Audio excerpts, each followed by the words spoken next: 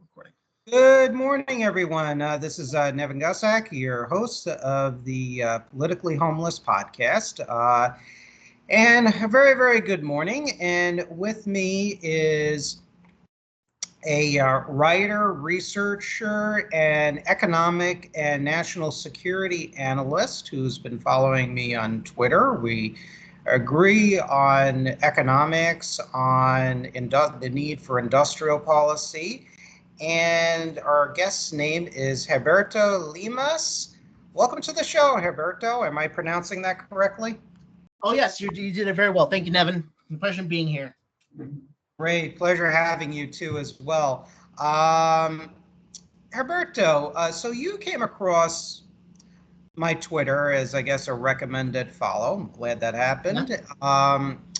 And I guess what brought you to me, I guess, was my economic views, particularly on the need for industrial policy, for a more healthier version of capitalism. We had an extensive conversation before. I always like my guests to be fully acquainted where I'm coming from. This way, if they don't want to come on the podcast because you have ideologues in all camps, at least there's truth in advertising of where I'm coming from in case you haven't followed my writings, my other podcasts, other aspects of my Twitter feed, etc. So, Heberto, could you tell me a little bit about your professional background and then your political evolution? So why don't we start with your academic and professional background, please? Sure. I'll start with my academics. I started with my bachelor's in economics at the University of Colorado Boulder, where I focused mainly on international trade and international finance. And then afterwards, I worked at Goldman Sachs as an investment banking analyst and the debt capital markets desk. Mainly worked with Fortune 500 companies and helped issue debt on the marketplace. That actually started to radicalize me to the realignment rights, where I saw that financialization was not helpful for the economy and was skeptical of the work that we were doing for helping the companies that were clients. But then afterwards, after 2 years, I decided to go to Harvard Kennedy School, while also being a consultant with a mentor of mine with Elevation Partners. And at grad school, I was at Harvard Kennedy School, focusing on foreign defense policy for quite some time. Obviously, that was during COVID and Black Lives Matter. That did radicalize me a lot more to the realignment, though still not to the point where I'm thinking about DEI or all that, or the ESG stuff that people talk about within the realignment, unfortunately, instead of more focused on economics, which tends to happen especially with youth movements. Really enjoyed didn't enjoy my time at HKS, but I did enjoy my time working again with my mentor. Learned quite a bit, went to DC frequently, and I went to Bain & Company because student debt was an issue at HKS, and Bain & Company was a lucrative business opportunity as a consultant in DC. Worked mainly with aerospace and defense companies, had a bit of fun time there, met some interesting people, good people, but wasn't necessarily a consultant, was more of an analyst by trade. So I went back to Elevation Partners, became a principal there, and while I do that, focusing on mostly on private equity, to be honest. I also work on cybersecurity issues with FSISAC as a LATAM intelligence analyst, or junior LATAM intelligence analyst focusing on LATAM issues. But I still focus on economics, so write on econ. I have my own Substack called the Young, I believe it's called the Young Tory. Right, occasionally write on issues. I'm writing a few pieces recently on my own political journey and who I intend to endorse or support for president in 2024. But that's basically my background in a very, very compressed time manner, but that's how it is. No, that's perfect. Oh, brevity is always an important skill to master. And you definitely have mastered that, and that's an excellent art to know. Sometimes I have difficulty doing that, although I am very proud of myself. I gave my political belief system in probably less than a minute. I did that recently with somebody, and I have to pat myself on the back for doing that because that's kind of unusual. But my political journey is also very complex too. Now, you worked for Goldman Sachs, you worked in private equity, so I really kind of want to pick your brain and part of the show We'll take as long as we need to come through, given whatever time constraints you and I may have. Because I think it's important to get it from a point of view from someone who, like yourself, is pro-free enterprise, who is not reflexively anti-capitalist, but also on the other side of the equation, one who basically takes the Wall Street Journal Club for Growth line on every economic problem here in the United States, which I used to believe in that line of thinking, and it's a long, arduous, complex process on why I partially or largely abandoned those views of the sort of Reaganomics, Club for Growth, Wall Street Journal line of thinking. So you have that very varied and rich professional background. Now tell us about your political journey. So it was kind of interesting. So why don't you tell the audience what you started out as and how you politically transitioned? Sure. Well, I became politically aware when I was 7 years old. My parents recently divorced, and I went with my mom from New Sorry York to hear City. that. I was That's all right. My parents lived in New York City. My dad was an investment banker. And my mom was, I think she was just a homemaker at the time. At 7 years old, I moved my mom from New York City to Mexico, to southern Mexico. And that's when I became realized that I was really an American, even though my parents were Mexican at the time. They were not yet U.S. citizens. They are now. But um, I realized that, okay, I'm actually an American who happens to be Mexican or have Mexican heritage. And it was during that time, was during the Bush administration. Um, After we had significant criticism after the Iraq War, I became vehemently against George W. Bush. I despised that man. I still despise him. Um, I saw the Republican Party as being vicious, as being evil. And I was a kid at the time, so I didn't really question this. And I wanted I supported the Democratic Party because they were against what the Republicans wanted. And I supported Obama in 2008. It was actually my first election that I was actually volunteering for, and it felt exciting because I thought hope and change. We're going to see significant change happen in and after the 2008 financial crisis. My parents nearly lost. My dad nearly lost his home, but I thought, okay, we're going to have a better economy. We're going to come out of this stronger. And over 4 years of the administration, I became a bit disillusioned over the process, became more socialist in my advocacy. Though I still supported Obama in 2012. I was actually one of the few Democrats in my high school that actually supported him. Everyone else supported Romney, Paul Ryan, because that's what their parents did. But after around his second term, I started to become more and more to the neoliberal center, I suppose, where I started to get into econ. I read Thomas Sowell. I read Milton Friedman. I read who was the guy who was talking about interest rates in Stanford? It was Taylor. I'm not sure what his. I'm looking it up right now. I do know it was John B. Taylor. And I looked into the Taylor rule. I later became defected from the Democratic Party and joined the Republicans in 2015 when I saw that they were getting too radicalized. And I was more of a moderate at the time. I wasn't big into Trump either, but I had my issues with Hillary Clinton and Bernie Sanders. Mm-hmm. And I thought, like, okay, Wall Street can be an engine for growth. They can create jobs. I believe in the old line. Mm-hmm. Then I went to Goldman and I saw, oh, we don't really support growth. We support financial engineering. We support creating the froth that is in the economic growth. We're not supporting economic dynamism. And it became more radical. I started reading Julius Krein and Orrin Cass. I met Julius Krein. I met Orrin Cass separately. Great people. And so if you don't subscribe to American Affairs, I highly recommend to all your subscribers, please do. It's worth it. I'm sorry to interrupt. I second that too. I quote Julius Krein and occasionally other American Affairs articles like Philip Pilkington in my works too. Go ahead. I'm sorry. I rarely find a bad article there. I rarely find a bad article there. It's always very well curated. But But I still have my institutionalist beliefs because, again, I'm an institutionalist. I believe that, yes, once you burnt everything down, then what you're left with a ruined ash. You need to rebuild again.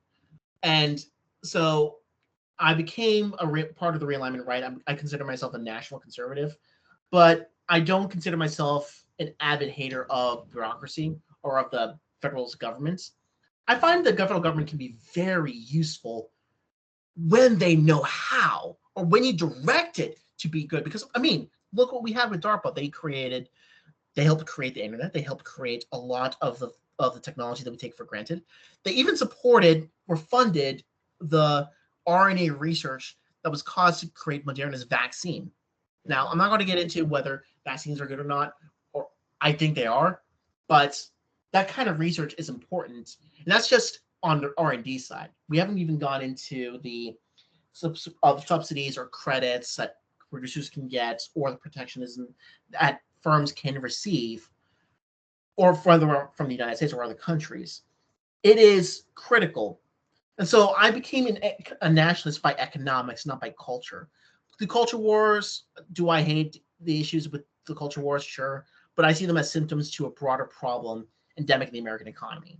The fact that we encourage this kind of work instead of focusing on, well, are workers getting paid well? Or are we actually producing our things in the United States? Instead of focusing on who are we hiring that makes us look good? Or who are we donating to that shows that we care about our community? Which is, I saw this with their firm's ESG initiatives, or it was corporate social responsibility at the time. They rebranded, of course, since then. I became very disillusioned over that. And since then, I've become against this. Now, I focus more on national security issues now and more focus on cybersecurity, since that is a big issue. But my primary focus is on economics. I do have focus on foreign policy because Asia's a big issue. Latin America is a growing issue that people don't talk about in this town too much, but they should. I find Europe overrated. I find Africa to be properly rated. Middle East to be a big sinkhole of resources, whereas Asia's the future in terms of our focus and our future capability of remaining a superpower. But that's how I've become. I am consider myself a realist. I consider myself an economic nationalist and a social conservative. So if you had this, people use the compass model these days to show, like, instead of the spectrum of politics, I'm on the upper right corner, not like the far right, because I think those people are lunatics, but more on the line that close gets near the left and the right, but definitely more on the upper spectrum. Yeah, no, and there's definitely quite a bit of overlap between you and I. I mean, I guess let me try my exercise in summarizing my beliefs. So let's see how well I do this here. No, I'm a radical civic nationalist. That's a term that I have coined. And probably people ask me why radical, and I say radical because it departs from the total, complete market fundamentalist doctrine that really heavily permeates our political and especially our economic establishment is in the academic world and political legislative world, as well as, of course, much of our upper class or super wealthy business elites. And that's why it's radical. I depart from just blind deregulation, blind union busting, blind unilateral free trade, blind financialization. I think each and every institution, whether they're unions, whether they're business people, including the super wealthy, the political elites and whatnot, I think they all have their useful and important roles. And this is where I agree with business people and observers like Nick Hanauer of Pitchfork Economics, and he's a big time investor and business person himself. I look at the economy as an organic whole, as a series of functioning parts that are interdependent with each other. So upon realizing this through Some personal experience, but a lot of research, a lot of personal observation living in a state like Florida, which is very heavily wedded in many ways to the Reaganomics model, though not completely. I started to formulate my own ideas. So I believe in pre-Reagan capitalism. I've termed it balanced and national capitalism, or shared but earned prosperity. Those are some terms that I've come up with to describe my economic system. I believe in a ceasefire in the culture war. It's not to say that cultural Marxism is not a real thing, especially in higher education with vulnerable students. But I think if we harp on the culture wars too much, either coming from the left or the right, I think we lose the larger picture of what's plaguing our society, the larger structural problems that lie underneath, as you had stated very accurately. So I think we could have social conservative outcomes, for example, without beating up on the LGBTQ people or women or anything like that, like some of the more further reaches of the social conservatism, if you will. That's just my opinion. I think social conservative goals are good. I think they're healthy for a society. In fact, the importance of families, of the birth rate, whatnot, that is a critical cornerstone for society. I think people who are on the center and even center left agree with that. So on the social issues, they tend to be very complicated. It's not a black and white issue with me. I would describe myself as a moderate feminist. I do not agree with the third wave feminism. Some of the writings that I've glanced at is just very concerning to me, and I'm putting it very mildly and trying to be politically correct when I say that. I am for certain crimes, capital punishment, and you kind of get the drift. So I believe in this ceasefire and the culture war. There is a lot more that should unite us as Americans than divide us. And I think we have to start getting into a political culture where we appreciate that. And when it comes to national defense, I would argue that the Cold War never really ended, as we talked about before in our pre-show conversation. I think we have had a double track policy on the Soviet Union and China and their allies during the Cold War. It was not a monolithic anti-communist policy that we had from a lot of research that I've done, and even people who are scholars and people have fought in these issues that have talked about. During our time during the 1990s and 2000s, again, we had a very contradictory policy towards Russia, towards China. We give them fistfuls of dollars and Deutschmarks. We give them all the trade privileges and whatnot. We sign arms controls agreements, while even according to defectors from the Russian military and intelligence apparatus, they continue to violate agreements on biological weapons, hold exercises, war planning exercises against the United States, and some defectors even saying that they're planning war and whatnot. Now, one of the issues that we have is we've deindustrialized. We just got very complacent here in the United States. During the Cold War, we allowed neoliberal market fundamentalists to kind of seize economic policy, and that hollowed out our country in many ways, both spiritually as well as industrial-wise. So that's kind of my take on radical civic nationalism. It rejects neoconservative hyper-interventionism, as I call it, for a variety of reasons, but it also has no illusions of the threats out there.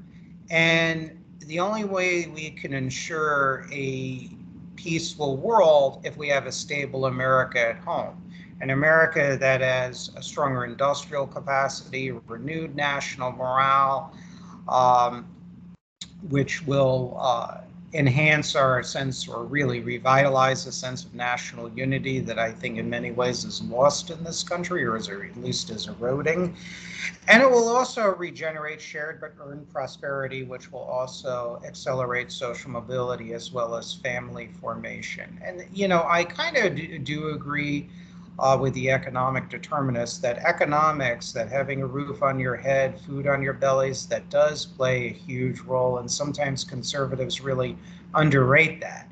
But of course, my purpose for my project of radical civic nationalism and my writings and my podcast is to basically beat back the appeals of the far left, as well as also neo-fascist type of elements that, while they're small, people are really frustrated out there, and their ideas are gaining adherence out there too as well. You look at Nick Fuentes' America First, which he's kind of an opportunistic poop poster, because I don't want to Yeah. use the term, but I don't trust him, and he is a kind of a dangerous voice, what he says on Russia and China, and he does want an authoritarian state that deeply concerns me. You have Democratic Socialists of America, which has close to 100,000 members. And these are symptoms of not only, quote, subversion, and whatnot. That's all well and good, but it's also a symptom of demoralization in society. And I think a lot of conservatives, who I otherwise am generally sympathetic to, you and I, they're really not answering that adequately. They're just saying more bootstraps. Just read Milton Friedman because you're dumb and you don't understand economics. And we have to do better than that as conservatives, or people like you and I that really like conservative goals. I like family formation. I like increased birth rate. I like strong national security. I like social mobility. I like people earning their own money and not having dependence on social programs, or as little as possible. I really like people making money through entrepreneurialism and new ideas. My girlfriend, who's from Peru, by the way, originally, Nice. yeah, one of the many, many things I admire about her, and I truly admire these people, is she's an entrepreneur. She's a real estate entrepreneur. Yes, one of those dreaded landlords that you want to guillotine. And not all landlords are evil. I'm sorry, and this is where my little libertarian side still comes out at times. But so I appreciate all that. I like people, especially when they come from other countries. They integrate with America. They become patriotic. I found that, and I've been in relationships since my divorce with immigrants from Latin America, first generation, and they are some of the most hardcore patriots, or people that are amenable to a pro-American message, and I'm very fortunate in that way. So that's kind of my background, if you will, for those of you who are first tuning into this program. That's where I'm coming from. I think we have a lot of overlap on certain issues. So I wanted to probe you on a bunch of things you said, because I think there's a lot of openings here for discussion. Goldman Sachs. Now, I have read accounts by former Goldman or financial sector investors, executives, tell all stories, Sam Polk and other hedge funders and other people in the fire industries. For those of you who don't know, that means fire, insurance, real estate. And they have a lot of interesting, shall we say, tell-all stories, which was very blackpilling for me, which they call their customers Muppets and ignorance and people to be taken advantage of. Sam Polk, the hedge fund trader, wrote a tell-all article in New York Times, I believe it's 2013, described him and his colleagues as a fireball of greed, and bragged about the narcissism where they were masters of the universe. They can run for mayor in New York City and win, and have access to any senators, and brag about they could buy small countries if they wanted to, essentially.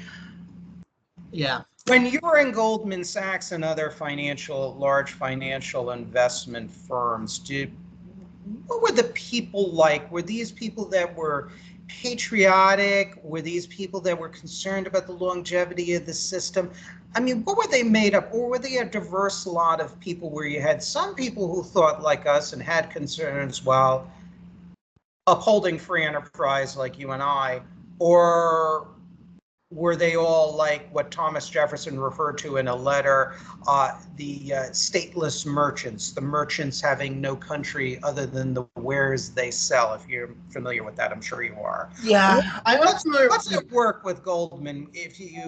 What were your recollections, if you don't mind me saying? Again, if it's an unprofessional question, it's not my intention, but I am curious, and I think the audience would be curious. Yeah.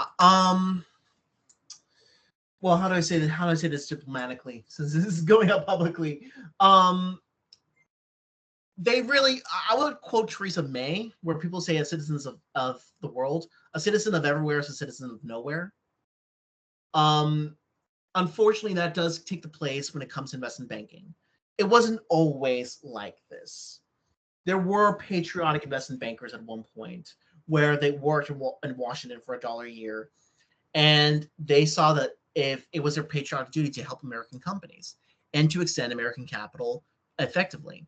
The Rockefeller, one of the Rockefellers, not Jay Rockefeller, but one of his, like David Rockefeller, who was with the J.P. Morgan Chase, and later with CFR as well. He believed in this as well, and there was this patriotism that you have to support the country in the United States. Now, at some level, so these investment banks, when I mean investment banks, I mean really Goldman Sachs, Morgan Stanley, Bank of America Merrill Lynch, or now Bank of America, JP Morgan Chase, Wells Fargo, and a few others, like bigger firms, not the small boutique investment banks you might see in Miami or Charlotte, North Carolina, or Chicago.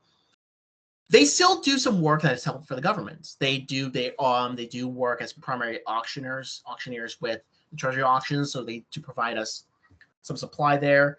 They do work with the federal government on the Federal Reserve, but unfortunately, a lot of these investment banks have become short-term greedy.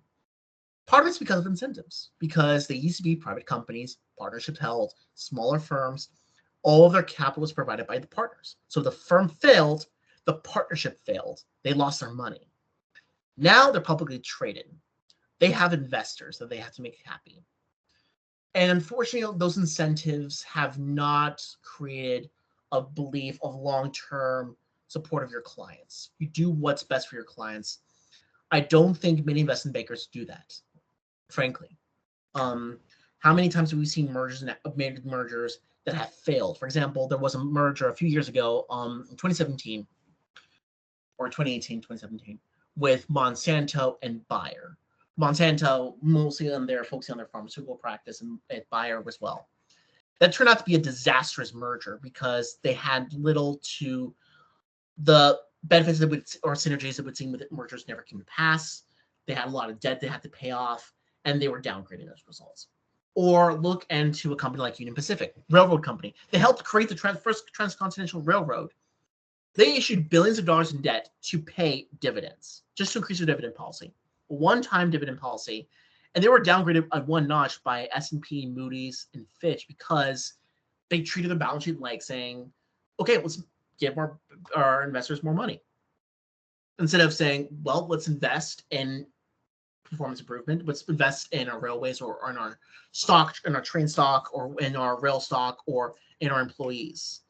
That's a problem. Now, again, railroads will never go out of business. They're vital to our infrastructure, and frankly, we'll probably never see one of the major railroads go out of business ever again, unless something really bad happens, which I hope doesn't. But you see a misalignment of incentives. Investment bankers are paid by the deal they bring. They're not paid by retainer. So they have incentives to make the next deal. And then after you have a deal, they say, hey, I have another idea, a special idea, another merger, another debt issuance, another IPO, another equity offering. Some of those services are important. Now, some mergers might need to happen. Some companies do need to issue debt. Companies may need to issue equity. I don't doubt the utility that investment bankers can provide. My problem is it really a $1 trillion industry that has become, where banking has almost surpassed manufacturing, where you're just selling off assets to pay for your obligations or for goods and services, like we do with trade deficits. That is my problem, and I don't think investment bankers are really aligned with the right incentives today to create a more long-term future for the country, for industrialization. They prefer to sell it off each parts. Who cares what happens to them? But here's your short-term money, and here's our fees, and here's our bonuses. And that's what I've kind of outlined in my writings too, as well, from my research. And, I think you and I are aligned in that sense.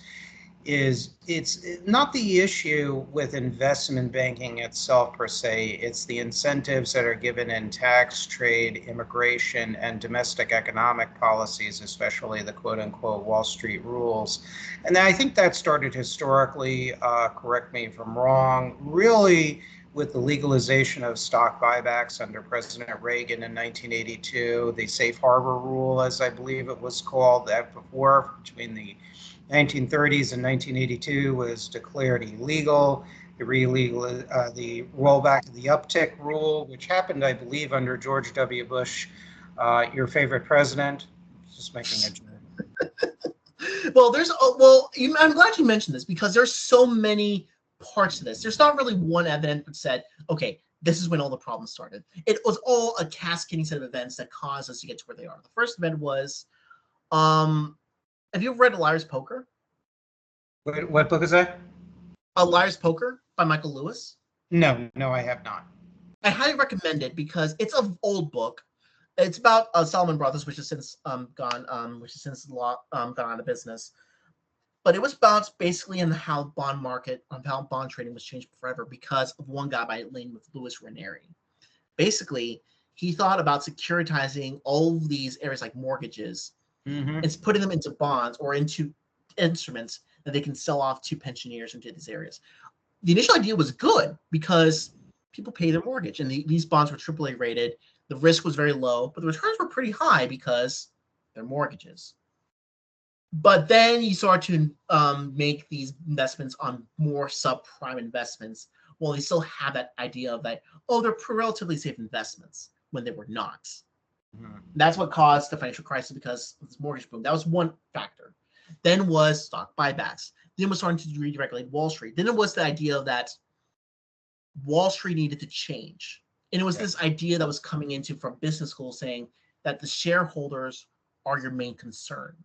Right. And that started in the 70s with the Friedman, with Theodore Levitt, with Michael Jensen. Although Michael Jensen, I think, renounced that shareholder theory too. For background, for people who are aware, you are aware, I are aware of the history, but other people might not because you're never going to hear this on any conservative programming. Go ahead. I'm sorry. No, go. That's good. Then there was this guy by named Franco Modigliani. Modigliani. I am so sorry I butchered that guy's name. He was a smart person. He, an Italian economist who created the Modigliani-Miller theorem. And it was basically focusing on the idea of capital structure. And it states that in the absence of taxes in efficient market, the enterprise value of the company is unaffected by how it's financed. So you can either finance it by debt or equity. It doesn't really matter to Modigliani in his theorem. But since taxes benefit interest rates, because you can deduct interest rates from your taxes with your income statement and with your balance sheet with federal government, it's better to issue debt than equity, because equity, you don't really get a tax benefit. Whereas debt, you have a bit of tax benefit because of interest rate payments. And that actually encouraged people to leverage their balance sheets. Some of the leverage may have been needed. Now, leverage is not bad in itself. We all have leverage. Every millennial Gen Zer has a leverage, I assure you. But when you over-lever, that's the issue. And a lot of companies start to over-lever. Yes. And then you started to have the Graham-Leach-Bailey Act, and then started to have mergers and companies going public, saying, okay, let's dissolve the partnership. Hold on. Could you tell the people the significance of the Graham-Leach-Bailey Act? Because people might not know this history because they don't hear that. So you and I know what it is, but it's important for people to know. I don't mean to interrupt. You're mentioning great stuff. I just want to. Yeah. It was basically, it was the law that really changed investment banking forever. Because investment banking, all right, let's go back to 1930s. Investment banks were not that regulated, but after the Securities Act, the Glass-Steagall Acts, and all these acts that created the SEC and all the financial regulations that we know today, a lot of the regulations we see today in finance came from the Securities Act of 1933, the Securities Act of 1934, and the Securities Act of 1940, and Glass-Steagall of 1933. Separated commercial banking, investment banking practices from retail banking. So JP Morgan Chase could not be an investment bank. They could be commercial banks, but that's different. Right. That changed with a proposed merger between Citibank and Travelers Group, which was an insurance company, and Citibank, which was a traditional bank. That could not happen because Glass-Steagall, but the Gramm-Leach-Bailey Act made it legal. It was considered to be the group that's essentially changed banking. Investment banks can also go into retail and commercial banking. And that's when you start to see a lot of mergers happen. JP Morgan Chase became part of, had the investment bank, and it's JP Morgan Chase of what you know today with retail. Full disclosure, I do bank with JP Morgan Chase. And Goldman Sachs was allowed to create Marcus, which was consumer banking, though that failed for several reasons, which we won't get into this today. And that's where you start to see investment banks go into commercial because it was cheap capital they can use. And banks got bigger and bigger and bigger to the point where it became too big to fail. So that's the issue we see, where we had all these actions that were taken partly by businesses themselves saying, we need to take shareholder value seriously. We want to consider these short-term effects. We need to boost our share price. We want to go public. We want to get rid of the partnerships and become corporations. And then part of it was also legal changes, some of it by Reagan, others by Clinton, and encouraged by the federal government. And then we see the financial sector become the behemoth that it was. Now, I will say that investment banking is not as popular as it used to be. It's still needed, but I would say that investment banking has lost a lot of its allure, because ever since the financial crisis, we did try to make some regulations that made too big to fail codified, but also they're highly regulated. They can only do proprietary trading. They can be market makers, but they can't do trading for themselves. That's now done by hedge funds and all these other firms that we can get into later. They can no longer, they need to have serious capital requirements so that they don't go under. They'll need another bailout. But that said, it does not really change the whole system. It just codifies it in place and tries to put a lot of ground barriers to prevent another financial crisis from happening as bad as it was. But the problem is, just concentrated finance, that's a problem longer term. You're not going to get it really helps if you have better competition. If you don't have as many banks as concentrated as it is. Unfortunately, we have all these banks which have trillions of dollars in assets. They will outcompete the smaller firms for business because they just have the capital, they have the business, they have the infrastructure. But the financial crisis also created a whole other issues, such as the shadow banking system, which is basically banking that's not regulated.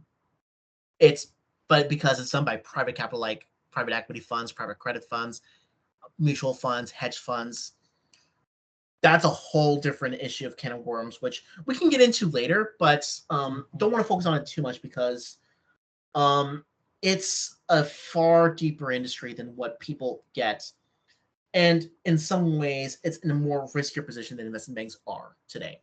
Investment banks, I have my gripes with them, but I don't think Goldman Sachs will go bankrupt. They have the leverage and they have the buffer needed. They will not go bankrupt, which is good. Whereas private equity is far more riskier too as well, and we can talk about that. I mean, I did want to pick your mind about private equity. And of course, when you think of private equity, and when you study the history of private equity, of course, there are a number of bad actors that are publicly known, like Eddie Lampert of Sears, for example. I'm sure you're familiar with the history of that. Yes. But real quickly, what is your take on private equity? Then we're going to talk about your political evolution. We're going to talk about the Kamala Harris speech and other things. And then I'd like to ask you for policy solutions. So I know it's a tall order. I'm laughing because I am conflicted by this because on one hand, I am working with my mentor to start a private equity fund focusing on industrials. So I am conflicted, but that said, I think most private equity firms just engage in financial wizardry to make their returns. Basically, buy a company, most of it would use debt to finance a purchase, run the company for a few years, pay off a little bit of the debt, and then sell the company for a higher price, pay off the debt, and the rest of it is your equity. There's your return. The financial leverage makes you return 2 times larger, even though the company did not grow as much in value during that time, with the enterprise value. That's basically private equity in a nutshell. Most of these firms do this. They don't really provide much benefit to improving operations as they used to. And what's worse is a lot of these transactions are private. They don't take the company's IPO, but sell them to other private equity firms. Think of it as passing the hot potato. You buy a company for, let's say, $500 million. You hold it for 5 years. The company's profitable, but you're not going to get much money when you sell it off to another company or to an IPO. So you sell it to another private equity firm for $750 million. Now, the company still has good returns, but it's not as profitable as they do it, but they sell it off again to another company for even more money. And that's the financial wizardry that takes place. It's passing the hot potato. Eventually, someone has to say, this company's overvalued. We can't buy this. You have to delever. You have to sell it off to someone else. Now, in theory, you can do this. You can keep playing this game as long as interest rates remain low, but they don't. Interest rates increase. It's no longer cheap to raise capital. It's no longer cheap to buy companies. You can no longer invest as quickly or efficiently as you can. And so you have to be far more scrutinous over your investments. And that's where you see the issues, is that if interest rates continue to be as high, you start to see private equity freeze up. And we have seen private equity froze up where they just don't make new investments. Will we see a financial crisis like this? I'm not in the business of predicting these things, because you really can't accurately do this unless if you're there and you have the full data, which I don't, sadly. But you can see a slowdown because private equity just does not have the financial leverage or financial tools they require to be as big as they are. And truth be told, private equity returns are way overstated. They're not that big. There are many. There have been some pension funds like CalPERS that are trying to get out of their private equity investments because they're just not worth it anymore, and the returns do not merit continued investment. And it's actually a serious issue that when it comes to pensions that, unfortunately, I'm not too specialized in, because that's a whole field in itself that Orrin Cass and others in American Compass can get into, and I think they should. But long story short, be wary of private equity firms. Some do provide value, so like improving operations, improving their businesses, but many of them just do focus on financial wizardry, and they do not provide long-term economic value. And we're kind of paying for it.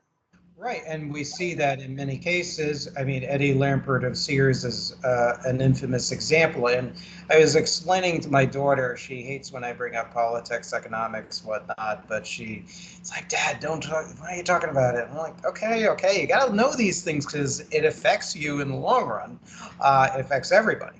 I explained to her private equity is sense, and please don't take offense when I say this. There obviously, I'm sure there might be some good firms like the one you're trying to develop, but based on the accounts and studying this, it's like taking chewing tobacco, stick it in your mouth. It's really good, tasting really good, getting all the benefits and everything else. And then when it outlives its usefulness, right into the spit bottle it goes. And that's how I compare it very crudely, really, its operations and really what it does to companies, other than maybe one or two that they're able to hold on as an asset, as a solid asset, as collateral, if you will. Whereas all their other companies are loaded with debt, and they extract all the value from it, what remains of it, and then they just spit it out like used chewing tobacco in a bottle. And that's very crudely stated by an educated layperson on the topic who's never worked in the industry. I mean, I worked at a summer internship in a Wall Street firm through a family friend.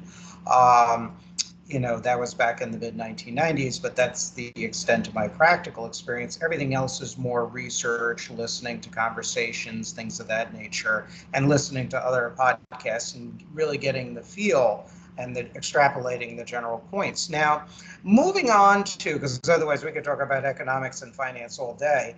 Yeah. Moving on to your politics, your political evolution. So you stated that you were a socialist. Now, like capitalists, they come in all flavors as far as I'm concerned. Unlike what James A. Lindsay says, where he's throwing the communist word around to like describe any, it seems, intervention in the economy, no matter either how stupid the intervention is or how reasonable it might be. Look, communism, from my point of view, it's a bad enough problem. Unfortunately, it's going to stay with us for a very, very long time, unfortunately. However, you say you're a socialist. Were you a social democrat, socialist? Were you, and I don't even It consider was those real it was socialists. more it was more of a Stalinist view. So it was it was Stalinism in the way I understood it, because I was against exporting revolution abroad. I really focused on socialism in one country and that kind of idea. And Stalin was really supportive of that, with the exception of supporting Spain and, of course, the Cold War, which I think it was less because they just wanted to export communism abroad, more because they wanted to expand Russia's influence abroad and have its own barrier between themselves and the West, which we can get into. I find Stalin to be, he was a social. Was he a communist? Yes, but he was I feel, reading on him, he was far more cynical about humanity than what you would expect from communism in themselves. Because communism might celebrate the individual or celebrate the people, but at least in theory, he never really did that in theory or in practice. At least when you went down to him, it's like, I don't really care. But I was skeptical of trying to export American democracy abroad, because I thought that American democracy is unique, but it cannot be replicated. I did support the overthrow of Gaddafi in 2011. I thought the Arab Spring was useful because I thought that this is how democracy should be spread, not by us, but by the people. And then I realized that, this is not how it happens. In fact, it just made things even worse. After, as bad as the Egyptian government was in 2011, we then got Mohammed Morsi with the Islamic Brotherhood. And he was not good economically, but also his political beliefs were very problematic, which is why when the coup happened, which put al-Sisi in, was a upgrade, because Sisi has certain beliefs, and they don't necessarily aren't much in conflict with ours for now. And I realized that revolution is eventually the revolution eats its own, like 1984, where the original founders of INGSOC were disposed of once their usefulness was gone, or where the revolutionary becomes a heretic. There have been many instances where the early revolutionaries had to go abroad because the revolution was poisoned, as they say it, even though they don't realize that they caused this. They just never really understood the consequence of their actions. How many opposition leaders we've seen from Venezuela who used to support Chavez or Maduro, or former supporters of Lukashenko in Belarus who now turned against him because they realized, oh God, we didn't realize how far this could go. Or some of Putin's earlier supporters, not all of them, because some of them definitely made themselves ingrained within the Russian state and the Russian fat, or made themselves rich out of that. But some of his early supporters saying, oh no, we thought he was going to get rid of us from the Yeltsin years, which was awful. But he made some improvements, sure, but he made things a lot worse. And that made me skeptical of social. That kind of made me snap out of communism or socialism out of it and became more of an old school and mainstream liberal. But the ideas that motivated me of to socialism or communism somewhat remains in a way the idea that you need to take care of your own people. You need to take care of the people that are lesser than you, who have less than you. You cannot judge a system by how people rise up that are the exception. We need to judge the systems by the norm. How the average 80% or 90% people live. If you say a system like, oh yes, anyone can come from anywhere, but this person came from rags to riches, that's good. But is that the norm? Does that normally happen? If not, then why are we celebrating this necessarily? That's not necessarily a policy success. That's a policy failure if people are still living in poverty, or at least whiffling around between the middle class, but one paycheck away from being ruined. Right. That's not success. That's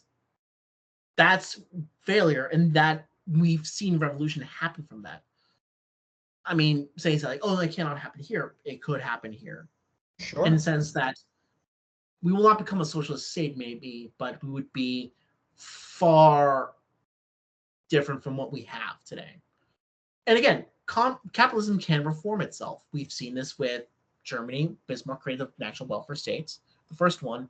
We've seen England where they try to create it was during the Liberal government in 1910s, 1911, where they promised social insurance.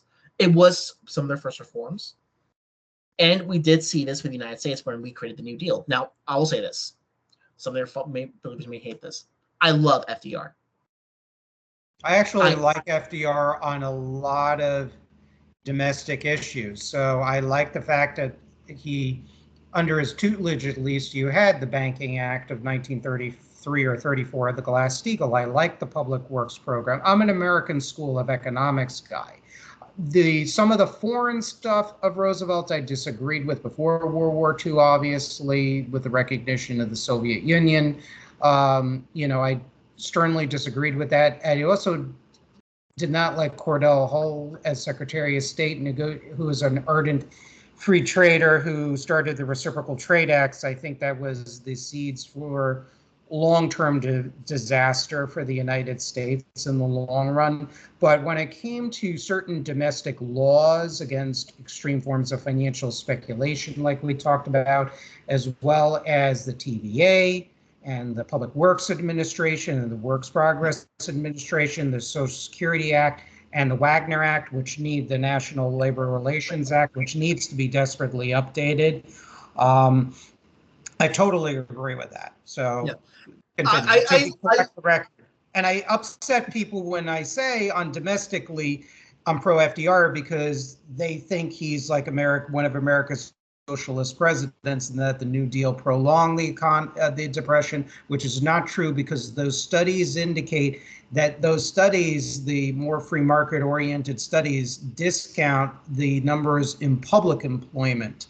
And those studies focus exclusively on private employment and not how many people were absorbed temporarily into the public sector. So, anyways, but go ahead. You like FDR? Mm-hmm. I'm a right-wing New Dealer. I would have been, if I were in the 1930s, I would have voted for FDR in 1932, 36, probably 1940. I would have voted for, you live in New York, I would have voted for Raul LaGuardia. Mm-hmm. Without any reservation, because I'm a New Dealer. I believe the New Deal had very many successes, a few failures, of course, as with any administration. But I think the New Deal really helped the United States prevent the worst, or at least eliminate the worst of the Great Depression. Did it eliminate it? No, not yet, but it staved off, not to interrupt, my apologies, it staved off a fascist or a communist revolution. And I had a discussion with a union leader, Charles Daniels, he's a regular on the program, about how the New Deal saved America from communism or fascism, which are both revolutionary anti-capitalist doctrines, both in theory and in practice. And when you look at it, the Communist Party USA hated Roosevelt initially. And in fact, Ira Sandler, who's on one of the members of the Friends of our library that I manage, he pointed out to me, and he appeared once on the podcast. He's my favorite Democrat. I like to joke with him all the time about. he pointed out, and I did find this as a blog article on a center left posting and some information on this. The Communist Party USA ordered its members in the 1932 election to vote for Hoover and to even infiltrate the Hoover campaign and work as campaign workers. Why? Accelerationism. If Hoover is in, the class struggle and polarization will increase. Things will get worse over time, more poverty, so they thought, and then that would make it fertile ground, the country for revolution. Lincoln Steffens, who is a muckraker journalist who is an admirer of Lenin and Mussolini, also counseled the same thing too. Vote for Herbert Hoover because that'll accelerate revolution. The worse, the better.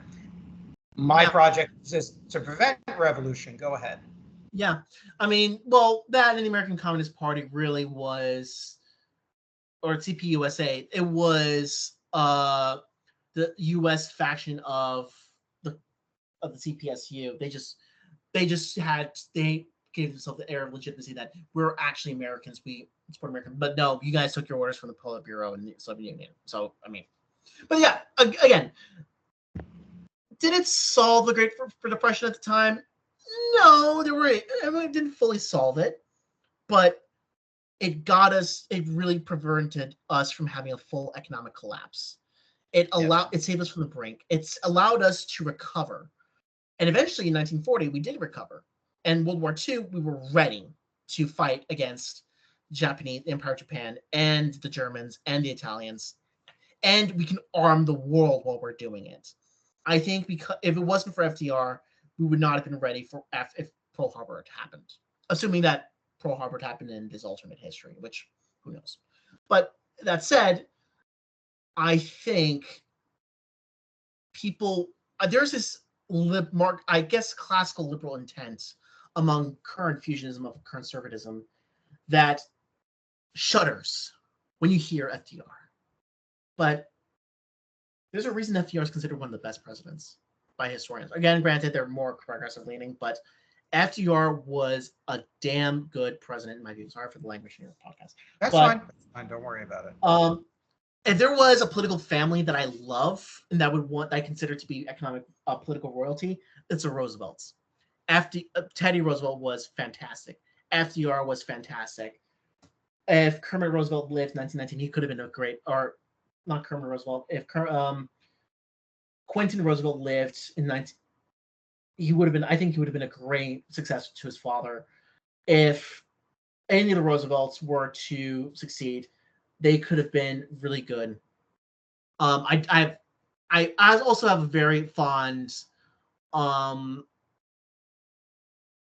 feelings for the Northeastern Republicans, the Cabot Lodges, the Roosevelts, the Rockefellers, not James Lindsay, but in some ways almost, but not entirely, the Romneys, like George Romney, not Mitt Romney.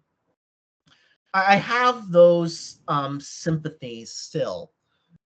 I just think that they had to change, or they had to radicalize a little bit in order to, because they'd be far more radical today because of all that's happened. But then again, I see the Rockefeller Republicans as almost what the GOP should try to aspire to in some ways, but also change it for the times, or adapt it for the times, because frankly, I think that Republicanism really believed in governing and using the tools of federal government to try to improve the welfare of our citizens and to ensure proper defense. I don't see the Barry Goldwater conservatives as doing that.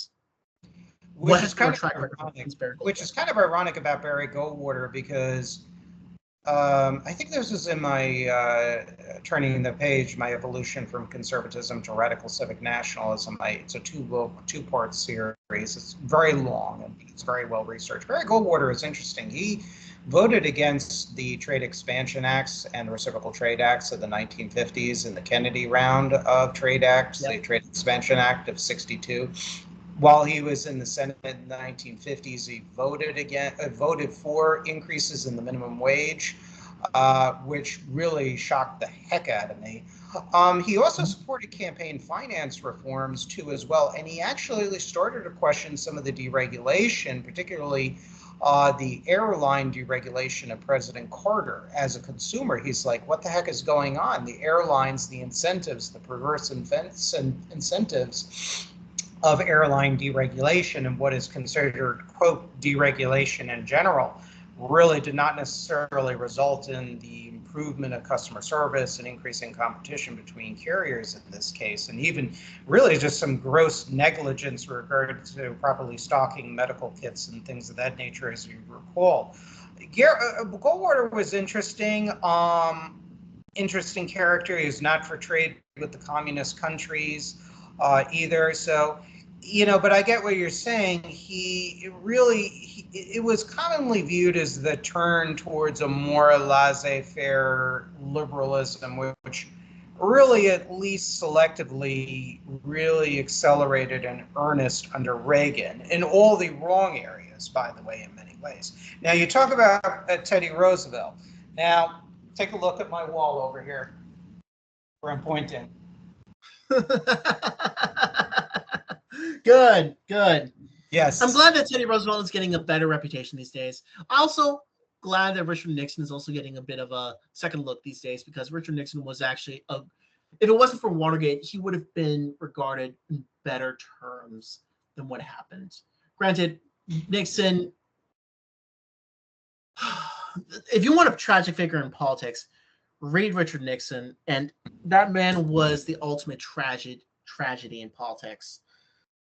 Same with I guess LBJ was also a bit of a tragedy, though. I guess I'm still waiting for the last copy of the Roosevelt biography series LBJ biography series by Robert Caro to come out, which I hope it comes out, but it probably won't. Sure. Good historian. But anyway, yeah, such good. But I am very distraught by how Republicans have governed over the past few decades. Me too. If Reagan was and H.W. Bush was the best we had. H.W. Bush was good in foreign policy. Economic policy could have done better, but if that was the best we've had for over 30 years, what is our legitimacy to govern? Because GOP, I'm really mad at how the GOP has performed over the past few years. We performed poorly in 1992. We performed poorly in 96, 98, 2000. We did well in 2002 and 2004 to 1994. We did terribly in 06 and 08. Well deserved, by the way. We did great in 2010, but that was because there was a populist movement that the GOP unintentionally created and never understood until Trump came around. But even then, I'll probably vote for Trump. I'm going to vote for Trump in 2024, but I have no illusions in the fact that I think Trump will be a good president. I don't think he will be a good president. He'll be average and mediocre at best. But there's a reason that Republican presidents since Reagan have not performed well economically as Democrats. Because we simply do not know or care to know about how to use the levers of government. And we resort to these cheap tactics of culture wars to try to justify ourselves, our existence. And I'm sitting here saying, you guys were responsible for a good portion of the debt. You got us into several wars. You are reckless with our fiscal spending. You don't spend properly on what's needed.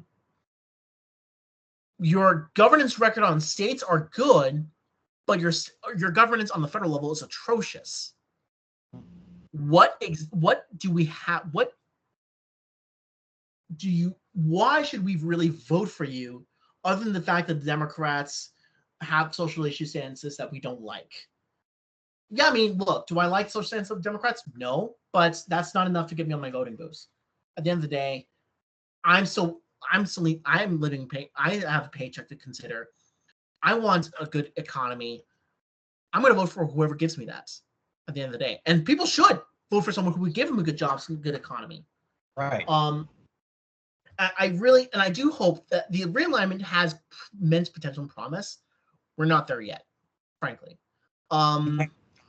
We're getting there, but it's baby steps. Yeah, it's more like 2 steps forward, 1 step back, and 2 steps sideways. We Yes. have a lot of work to do. The fact that we are existing is good, but the fact that we're not succeeding is concerning. We're not getting ourselves elected on the national stage, which is concerning itself. Unless we are in deep red states, and even then we underperform conventional candidates. But we are trying to make good policy. They actually have good policy ideas, and I'll give them credit for. I'll give a lot of credit once we get in there. We actually have good policy ideas, and we're trying to push the needle forward, which is good. And when I hear classical liberals saying that there's no difference between ourselves and Bernie Sanders, I laugh because there is a significant difference. Well, that's just political stupidity, and there are things I'm sympathetic still with classical liberals too. That's the problem with ideologues who are. I find the classical liberals, when I've talked to them, they're very well-read and very intelligent ideologues, and the ideology is a religion in many cases with people, unfortunately. Then the other part is I think some of them are people that really don't care, are very selfish in some ways. They have theirs and screw everybody else, pardon the language. You have that current. And then you have another current that it's their job. They're getting paid very well. And that's their paycheck and their meal ticket. So it comes through 3 ways. A lot of well-meaning people, but also who are ideologues or very committed to the ideology, but some people that are really not the most empathetic people you'll find around the block, to be honest. Yeah. And that's the problem because first of all, well, Bernie Sanders, is my opinion, is since he entered the Congress, the House, he's not a real socialist. And I have some severe agreements and disagreements with him. He's not a real socialist. He has made speeches in praise of capitalism. Whatever the reason he's done that, there are differing theories on that. I don't fully trust him, but the tankies, that's the term for the Marxist-Leninists, for those people who don't know, including the DSA, they don't particularly care for Bernie Sanders. DSA says, Bernie Sanders, his long-term program is not theirs. I think that's what even Maria Svart, who is I don't know if she's still the chairwoman of it. And the Marxist-Leninists absolutely hate Bernie. They call him Bernie the Bomber, his former comrades in the Liberty Union Party, of which he used to be associated with back in the 1970s with, because he has supported certain interventions against anti-American tyrants and genocidal maniacs, or whatever you want to call it. He has backtracked on some of his views. He used to call for the abolition of the CIA. He feels that's very immature, and if you will, when you ask him today, he feels the defund police view, he's correct in this, is not correct. He feels defunding the police is impractical. What they need is better training and better support, if you will, and community policing. But to say abolish the police or defund the police, he's not for.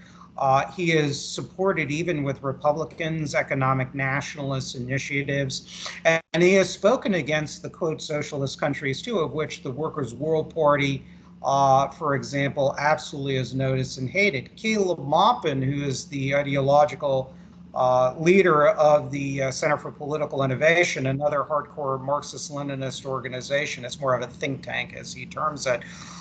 He wrote an article back in his Workers' World Party days that Bernie, he called him derisively the term sewer socialist, which is an old term.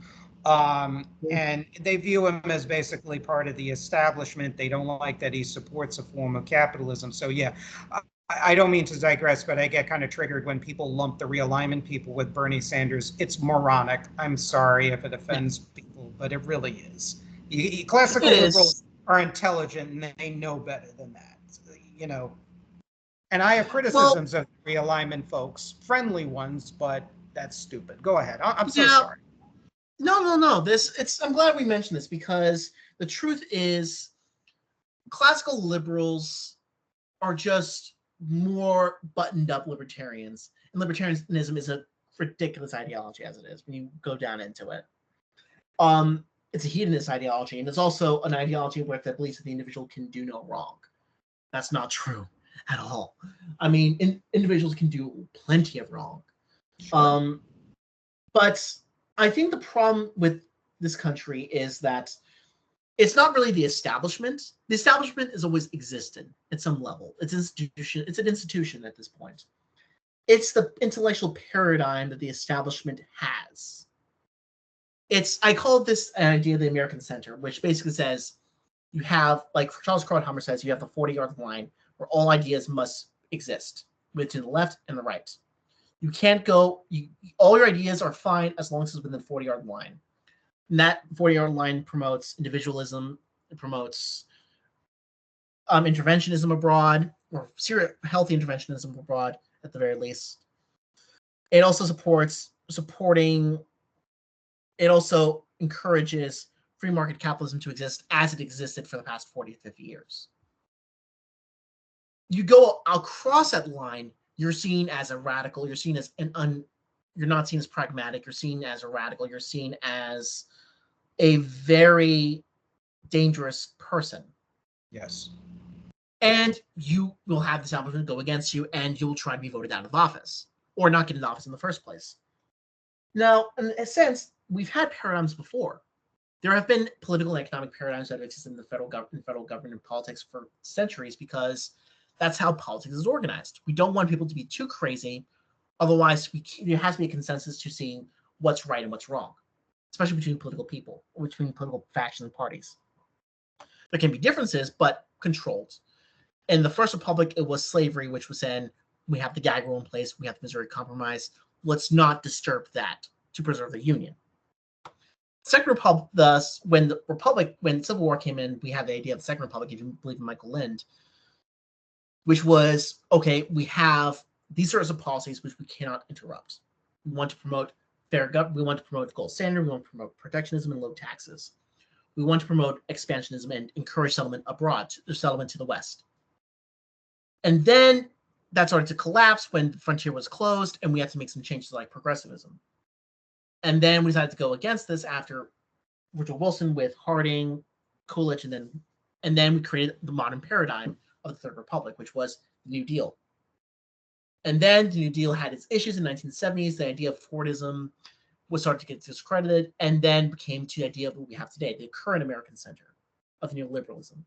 I don't call the current center liberal because at some point, at some level, all these previous paradigms had a sense of liberalism in it, innate liberalism that's inherent in the American Constitution or the American founding. But it's almost a hyper liberalism that the founders would probably say, that's not what we originally had in mind. Right. That Exactly. goes even further than what Thomas Jefferson even thought. Right. And he was one of the more liberal thinkers of the founding fathers, contrast to Hamilton, which is probably more conservative. Right. And the problem with this paradigm is not that there's a paradigm at all, is that this paradigm doesn't work. You need to replace a paradigm with a new one. And it has happened before. Sometimes it happens violently, like the Civil War. Other times it's happened by a charismatic leader coming in saying that we need to change things after a serious traumatic event that has damaged the country, like the Great Depression, or macro events that have caused us forces to change our mind, or forces to change course. Churchill once said the Americans will do the right thing the very last minutes.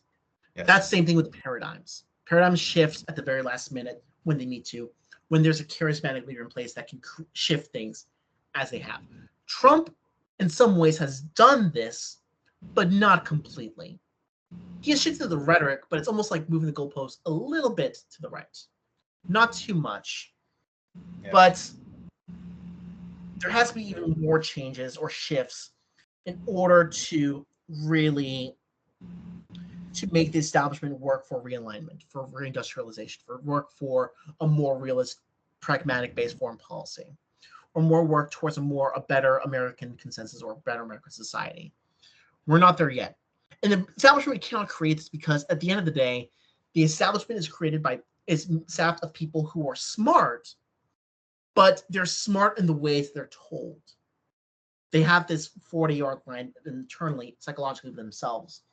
They can't really create a new paradigm by themselves because they're not incentivized to do so, and they can't think like that. It has to happen by a charismatic political individual, by someone coming in and changing things. Which is great because that's the purpose of democratic society, because democracy should have the opportunity should give voters the opportunity to vote for people who can change things as needed. And the establishment can understand, once they get the lesson and get the point, they can adapt, they can make sure, like, okay, here's how we can do this. I'm not against the establishment in theory. I'm against the establishment on how they've been programmed, and if you get my drift. Yes. Oh, I agree with you. There's virtually nothing I disagree with you on. Go ahead, and then I'll comment. Other than some points of libertarianism where there might be slight disagreement, but go ahead about the establishment. Because the truth is, I think the GOP is probably the best place to create this establishment or try to create this new paradigm, because they benefit the least from this. 1980, we didn't have gay marriage. Abortion was legal, yes, but there was consensus against this. There was a consensus to ban pornography, school prayer, and there was a consensus that we would promote American dynamism, and America would be number one. The GOP has not benefited from this paradigm at all, apart from low taxes. And even then, those low taxes have benefited their elites, not their general voter base. I exaggerate with the low taxes, but you get what I'm saying, is that the elite, Republican elite, benefited from the paradigm of Reaganism that Reagan created, but not its voters. And socially, we've come far from what we consider to be pragmatic. Now it's considered passé at best, or even homophobic or racist, or whatever you name your ism at worst. I think the GOP can benefit from a new paradigm realignment because they have benefited so little, and I think it has the potential to happen, which is why I'm a Republican, not a Democrat. That said, I think once this paradigm shifts, and I think it will, it's a matter of when, not if, because eventually all paradigms shift in the end. I think Democrats will also shift as well, because they want to preserve their voter base, they want to win elections as well, and they will react accordingly. In this case, I think the first mover has advantage. Republicans have the opportunity to make the first move. I think Donald Trump can do this if he's smart. I don't think he will, because he has a golden attention of a golden labradoodle, and does not surround himself with the right people, with some exceptions, to do this. And I say this because I see the potential here with this guy. I see the potential with the realignment, and I want to make this happen, which is why I am a fierce critic of them, because I expect so much from them. Me too. I wrote in my chapter 2 of my book, Turning the Page, my evolution from radicalism from conservatism to radical civic nationalism. I have a chapter called Trump Revolution Betrayed. I was a supporter of Trump. I don't know if you know the organization Accuracy in Media. When Cliff Kincaid was part of that, I appeared on his Roku TV program to actually illustrate why Trump, based on his writings and speeches, really could potentially make America a stronger nation industrially, socially, bringing back the consensus politics and economics from the 1940s to the 1970s, early 1980s. But Trump had disappointed me on a lot of counts. Not to say he didn't do good things on foreign policy. Much of his domestic policy was sort of Reaganomics, if you will. You had even, the sort of the Reagan free market fundamentalists, very pro-corporate conservatives. They absolutely had a victory with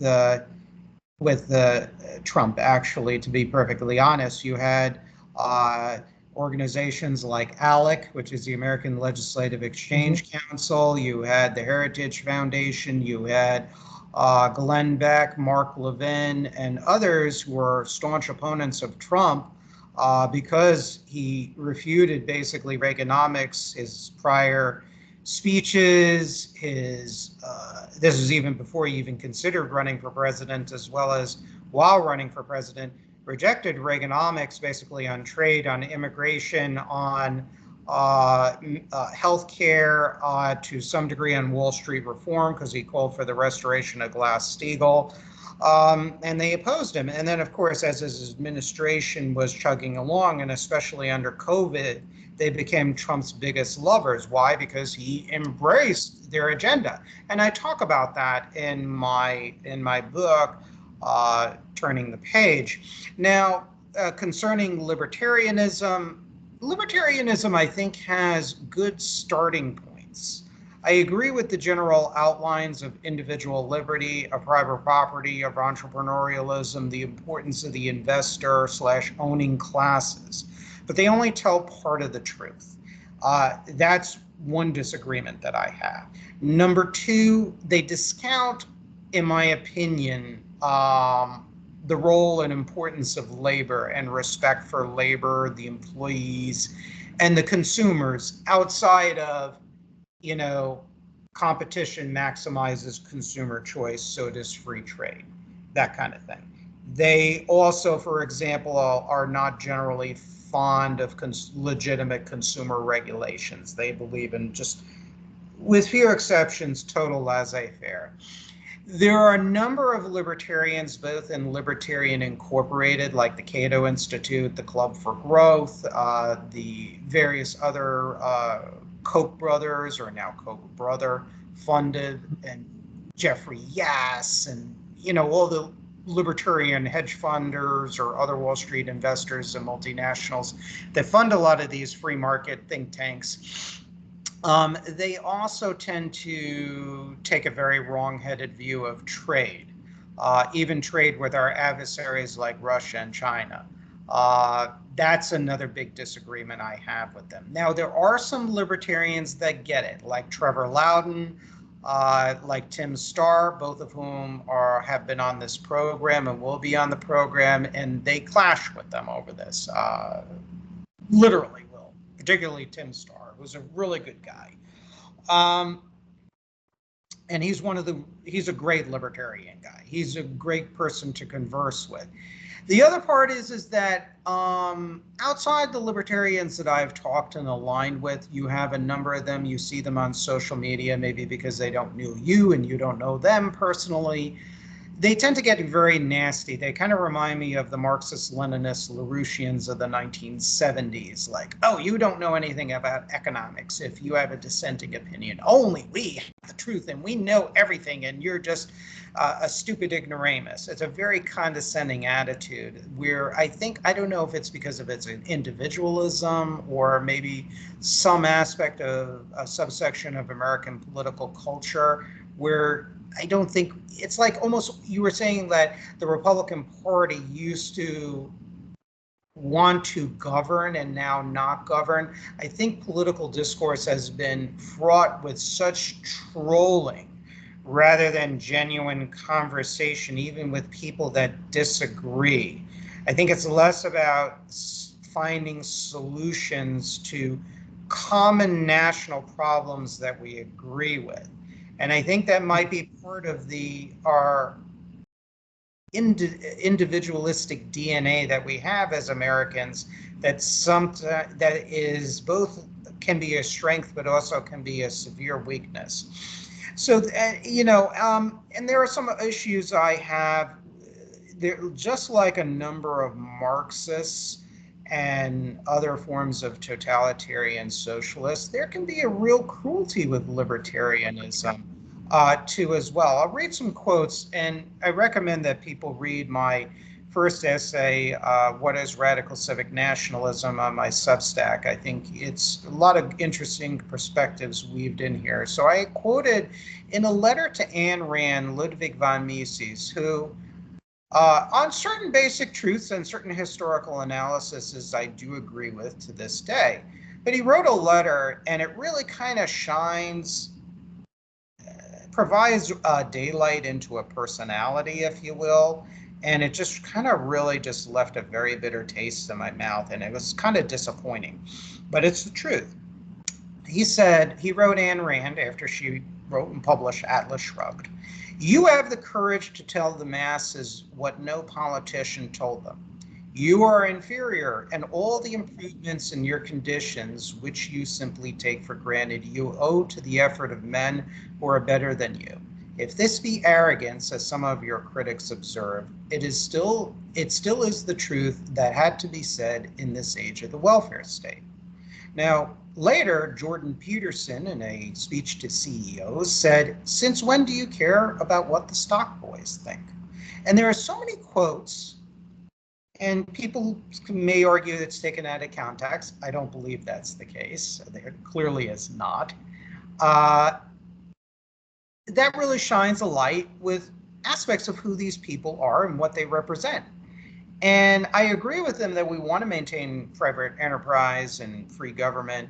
But when you show this to a millennial who is trying to find a job, they did all the right things in college and high school, and they cannot find the job because, let's say, you have corporate downsizing, outsourcing, as we've talked about, shareholder supremacy within our free enterprise system, and then the DSA recruiter or the America First recruiter, Nick Fuentes, or the Center for Political Innovation recruiters, and they're all very active, come around and they say, this is what the capitalists think of you.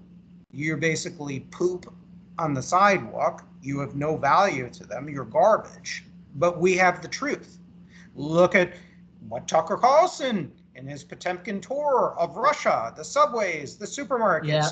That's a society on the move. So not only is that cruel, because I believe the role of the government is twofold when it comes to social relations of the classes. A degree of tripartite class collaboration to some degree, but also that the government should serve as a firewall to A, protect the individually powerless masses against the depredations of the financial and industrial and political elite on the one hand, but also to protect the private sector oligarchs as well as small and medium-sized business people and wealthy people against also a revolution led theoretically by the masses, but usually by revolutionary agitators and intellectuals that would not only ultimately destroy the system of free enterprise and wealth, but also would take away our liberties as a whole, whether you're rich, poor, or middle class.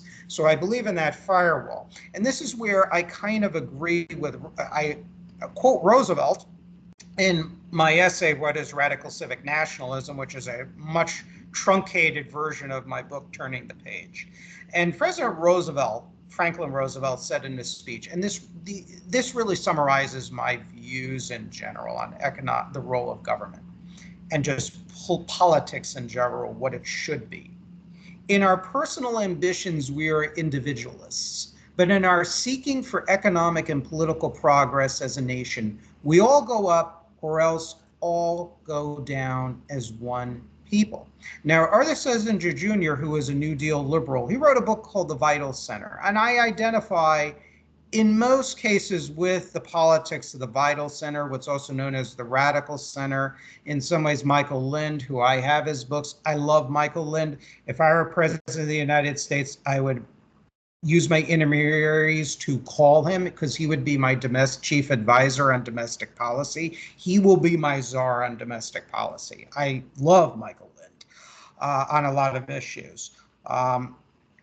But Arthur Schlesinger Jr. defined the Vital Center. I disagree with him on, by the way, the free trade aspect. He was a free trader. In that book, he's mentioned that, and I disagree with him strongly on that. But he defined the Vital Center as requiring individualism, which does not wall man off from community. We require a community which sustains but does not suffocate the individual. And that's really, if we want to summarize my politics, that's where I come from. So like you, what you were saying before, there's a heavy helping of individualism, but it's not a hyper-individualism or a hyper-classical liberalism that is atomizing also in a very negative fashion. Now, there's a national security component here too as well. You look at the book America Against Itself by Wang Huning, who is one of the top dogs in the CCP Politburo, and I believe he was a student in this country towards the end of the late 80s into the beginning of the 1990s. And he observed how these weaknesses in America and our geopolitical adversaries are very well aware of this. They're not stupid. And they realize that this hyper individualism can be a strength, but also is a major, major weakness within the United States. And that's why when you have visiting delegations of business people going to China, going to Putin's Russia, especially when, before, we gave Russia permanent normal trade relations under Obama. And I actually wrote an article for Accuracy Media detailing that. And they all went to Russia. They all know that what makes these people tick. They're fireballs of greed. If I were in the SVR or the Chinese Ministry of State Security and the Military Intelligence Directorate of the People's Liberation Army, I would basically, as the training manual, rest assured they already probably do this, I would literally put articles like the Sam Polk article as training material. This is your enemy. They're your class enemy. They're your temporary ally to be exploited, using capitalism against itself. And that's one of my big projects. And I think the realignment people get it on that. I think there's potential cooperation, and that's one of the reasons why, frankly, I'm reaching out to people like Juan David Rojas of Compact Magazine, who's been on this program. I'm trying to approach Saurabh Amori because and Julius Krein. I actually sent American Affairs my 2-volume book. I don't know and I've written on their comments page opportunities to be interviewed. These are people I think we need to collaborate with and exchange ideas, because I think in order to really revivify America, I think the realignment faction within conservative politics is really the way to go. And I think we need to have continuing conversations, form groups, alliances where we can really push for good policies. And I've learned stuff even from Juan.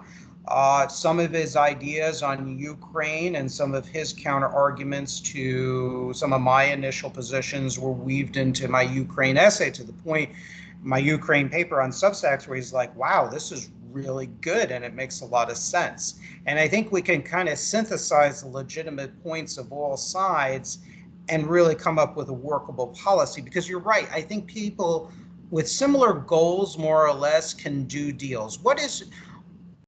Despite our disagreements, what's your common goal and my common goal? A domestically strengthened America that's not keen on globalism. So these are my responses to what you're saying. If you want to comment, and then I'll go to our next question. I think we were very naive when it came to globalization. We thought that globalization would turn countries into our image. The Americans, we tend to view ourselves as the first country that we were a democracy, which is partly true. And we think that since we were the first ones to gain liberty, eventually people would want to have what we have. And we want to encourage them to have what we have in terms of liberty. That's the idea of Wilsonian ideology, is that we can make the world safe for us. They can make the world like us, like Americans. But the truth is, globalization did not westernize China or Russia. It modernized them. It made them wealthier, China more than Russia, but it did not westernize them. China is still an authoritarian, totalitarian state, particularly when you talk about the Uyghurs and Tibetans, and that's really, and other ethnic minorities or racial minorities in China. Russia is still an empire in its core, supported by ultranationalism, but also being supported cynically, I might add, by those who benefit from the largesse of the state or benefit from the state turning a separate eye from their ill-gotten gains, like the plutocrats and the Siloviki. we were naive in believing that they would change, but the free market would make them change. The free market really, in fact, the free market really doesn't care if you're a democracy or an autocracy. They just want to make money. It's capitalism is not a moral or an immoral system. It is amoral. It responds to how people act. Exactly. That's it. I mean, I'm not saying that, does that mean that capitalism is evil? No. No. But to put morality in ideas like capitalism or these areas is it's not going to work because it's amoral. It does what it believes it does best. It's more efficient. It's more profitable, at least as far as they can understand it.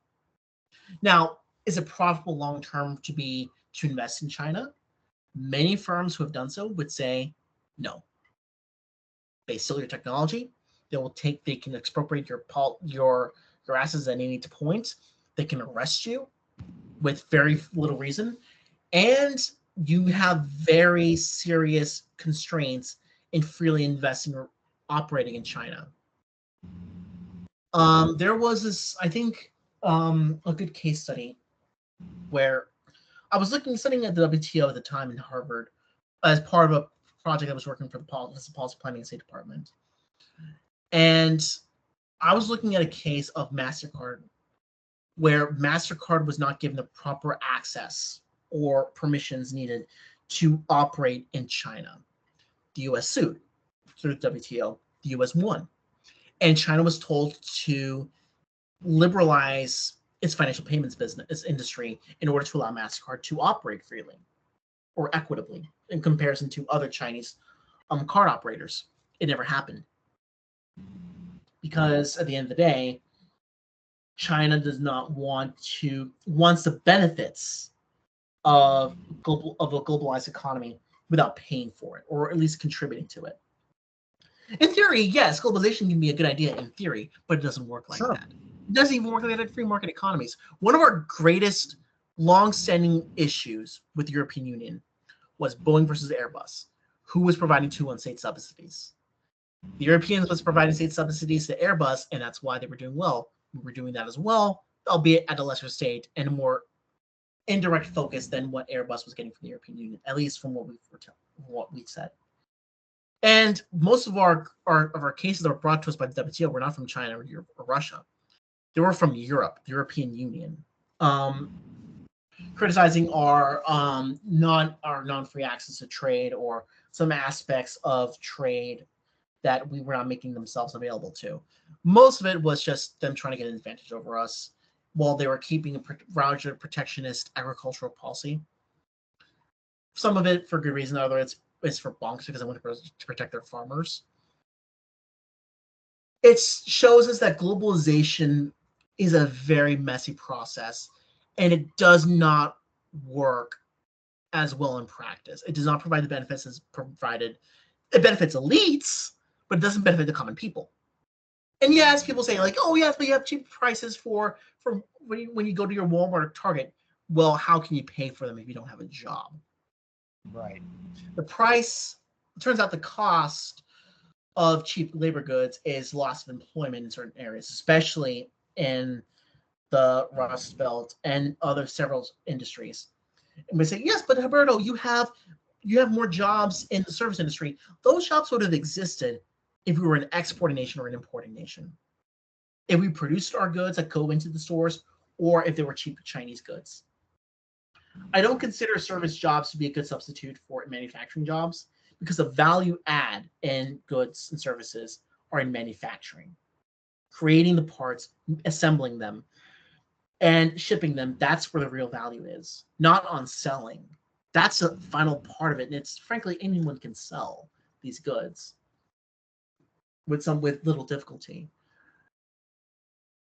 That's my problem that people don't understand, is that it's manufacturing is where you have the value add in terms of employment, in terms of income, in terms of tax revenue, in terms of long-standing economic growth or long-term economic growth. That's where you see it, but we have been maybe too late in discovering we were wrong about this. Turns out there is a difference between potato chips and computer chips. Turns out free trade is not really free. It turns out you can nail gel on the wall if you put it in the bag. One of my friends said that in class. It was such a good quote. I need to give him credit for that. So clearly, all the truism, all the mantras and truisms that we thought that were true in the 90s are not as true as we thought they were, or were in fact just total lies. I'm torn between whether there was intentionality behind this or it was just incompetence.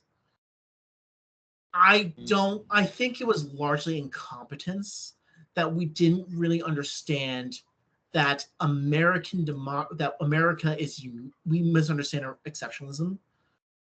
But I almost want to imply that they were competent, that they intentionally did this because it means that they were competent. I cannot almost fathom incompetency in government, because that to me is even worse. Because if we were incompetent, then we're really screwed. But anyway, that's a little weird aside there. But my point is, we really did not consider the cost of globalization when it happened, and we're paying the price for it. And my generation is going to be stuck paying the bill. The silver lining to this is that there has been some changes. There is reindustrialization happening slowly and with several constraints, but it is happening. We are getting chip manufacturing back. We are looking into how to improve our industrial base. We are learning how to make masks in our own country. And people are realizing maybe it's good that we produce something in this country again. Maybe it's good that we actually have production needed, that in case of a war or a serious crisis, we can manufacture what we need to survive. When you have Larry Summers, who was a very prominent neoliberal economist and policymaker in the Clinton administration, saying it's an issue that we don't produce the masks needed for during COVID in our own country, then you know you won the argument. Problem is, we haven't really done anything beyond winning the arguments, but again, we won the rhetorical battle. Now we need to win the policy battle, and that's going to be a much harder. Right, it's going to be harder. And I go back to national security, and then we're going to go on to Kamala, and then wrap up with policy recommendations on your part, and then hopefully we'll have more shows, because you've been a great guest so far. I really appreciate your time. You're welcome. And this is what fascinates me, and this is what turned me against total unbridled free market economics, when you hear what the enemies of the free market and the United States state, and they're very revealing. Russia Today, which is basically Putin's organs, tied in with the FSB and the SVR, as you know, they published an article which had this very interesting quote. It said, "China bends Chinese corporations to its will. The United States under the Trump administration defends corporations to its own detriment," to the detriment of the United States, meaning, "even when they have a habit for turning around and stabbing the country in the back."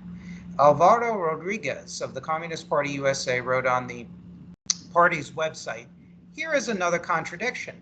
While Trump slams China, U.S. corporations need China's growing economy to sell its products." This is what I call the conservative two-step, by the way. But even during the Cold War, I always ask why. And so far, the commies are not wrong. And the Russians are not wrong, which is penetrated by communist culture. We can argue whether they're secretly communist or not. There is some dispute about that. I argue the safer argument is that they're still infused with the Chekist culture, if you will, of the old KGB. In September 1988, Sam Marcy was the founder of the Workers' World Party. And I encourage everybody to read the communist press, because you're going to find a lot of very revealing quotes and insights in it. And it makes me ill to say that, but in order to combat your opponent, you have to understand their thought process. And they're not wrong in their observations, unfortunately. In September 1988, Sam Marcy, the founder of the Workers' World Party, wrote, "True, The capitalist class will sell even the rope used to hang them, as Lenin said. It is true that the strategic interests of the imperialist bourgeoisie will dictate a total boycott rather than any trade. So strategic interests, boycott for the bourgeoisie. But they are constrained by their own avaricious and chase for super profits. That has compelled the imperialist bourgeoisie to deal with the USSR in trade and the sale of some technology. This is written when Reagan was opening up trade even further with Gorbachev's Soviet Union.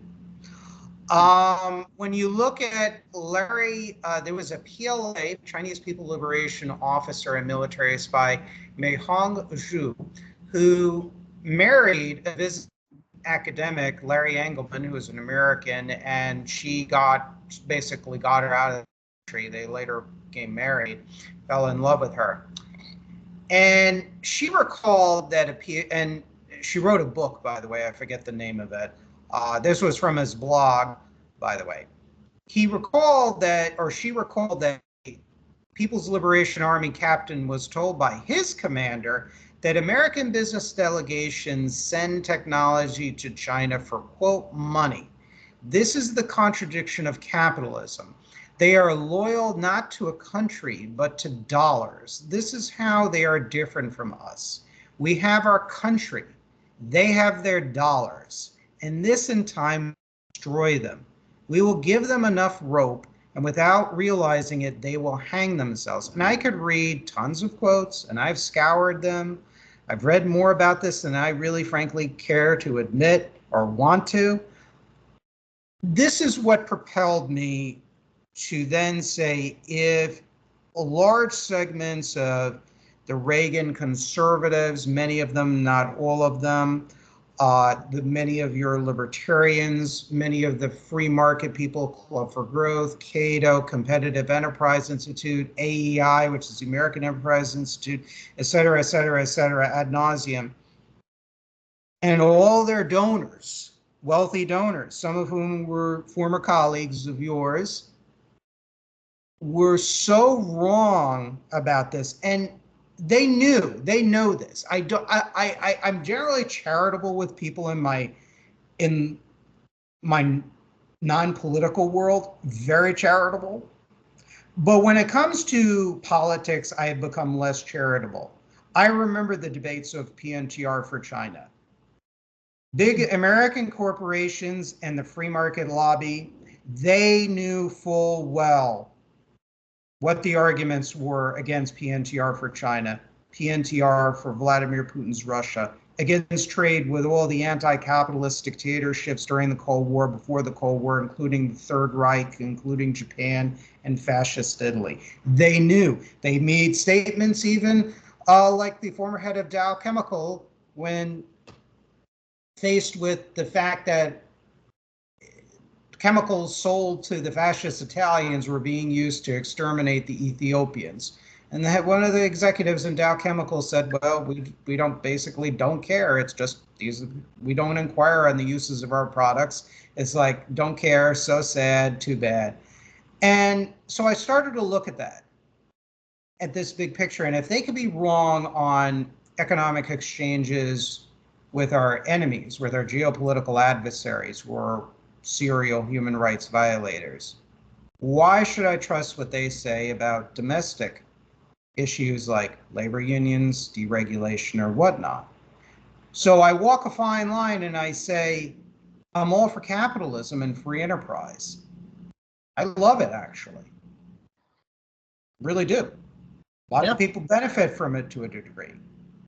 But also the free market conservatives, so-called conservatives, they don't have the answers, and they've been more wrong.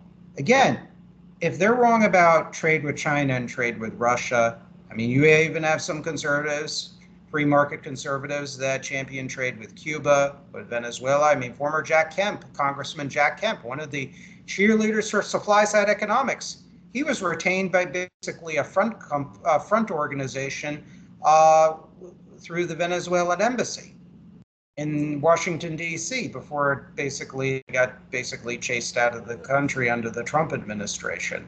Of called Free Market Petroleum, was the company LLC that Jack Kemp was involved with before he died. Paul Ryan said, well, why can't we have free trade with China? Why not Cuba? Even though we've been trading with Cuba openly since the year 2000 and through overseas subsidiaries of American corporations since 1975, as well as them trading with other countries, both NATO countries and neutrals, and various Asian countries, and notably Japan. So I look at this and I say these people are not stupid. They know what they're doing. They just don't care. Globalization, I think it was a political project of the Cold War to, well, this is, I know you probably know this, to bind NATO countries and Asian countries and Latin American countries to the American market, essentially, to prevent them from going communist.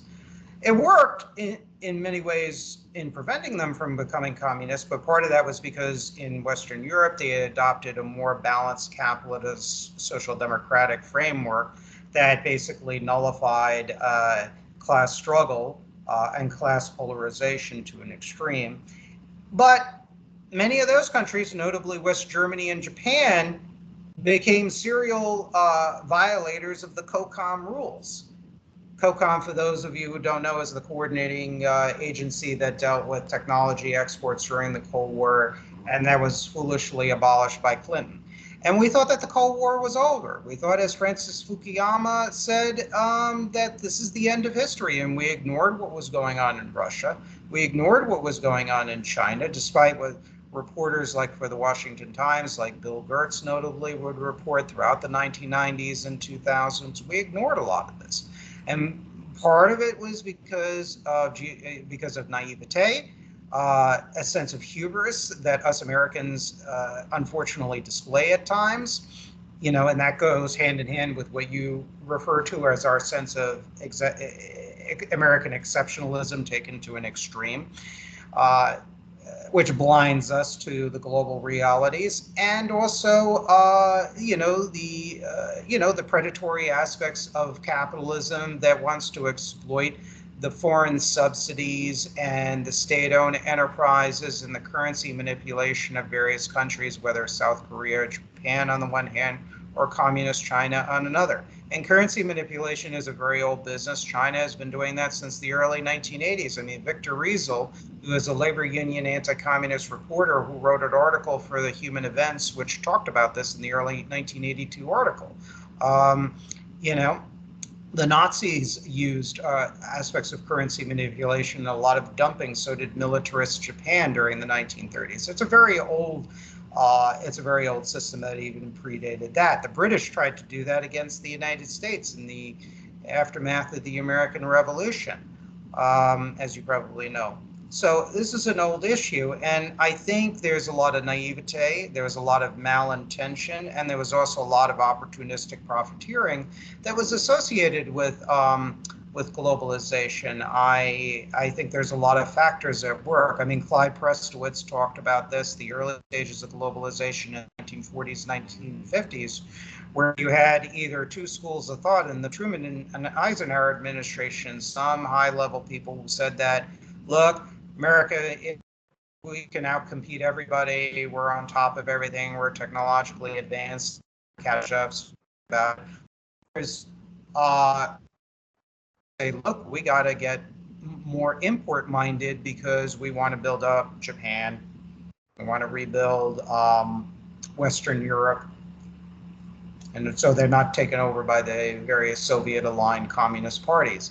Concerning Stalin and Trotsky, both were more similar. Alexander Solzhenitsyn pointed this out, and it was a very interesting point. Stalin and Trotsky had a lot of similarities. Both were for global revolution.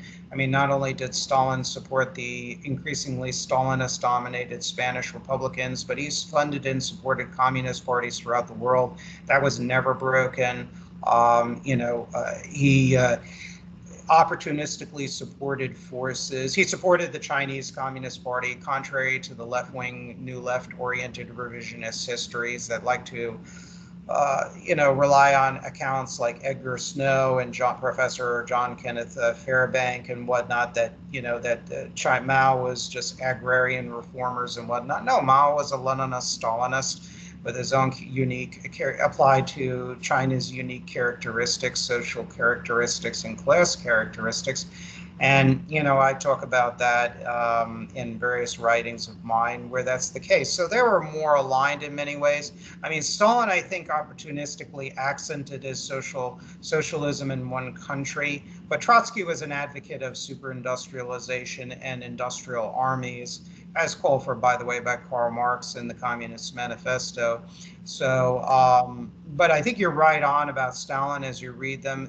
Communists, despite the idealism, there's also a very strong, what I term strategic opportunism in communist doctrine.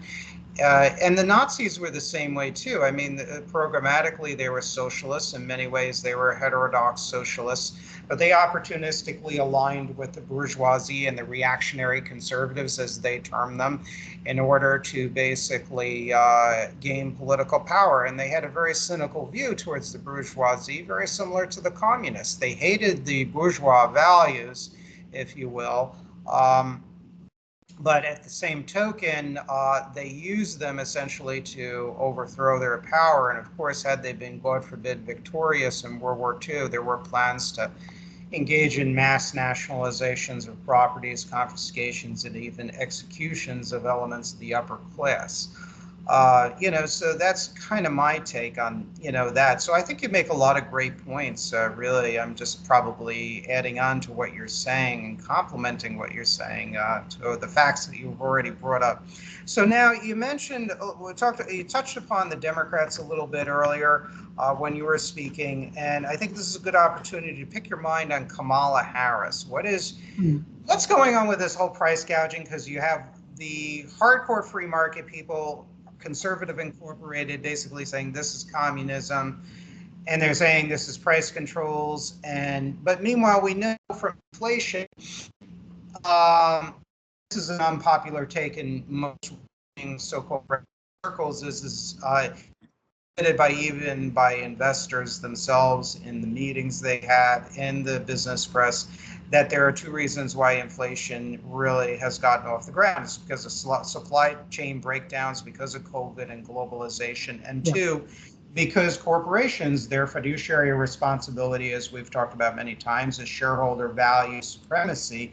So in order to boost profits for shareholders, one of the things is take advantage of the supply chain to boost their to engage in price raising so they could increase the return to shareholders even more because the market could bear it, as they more or less have said. So that's my take on the inflation.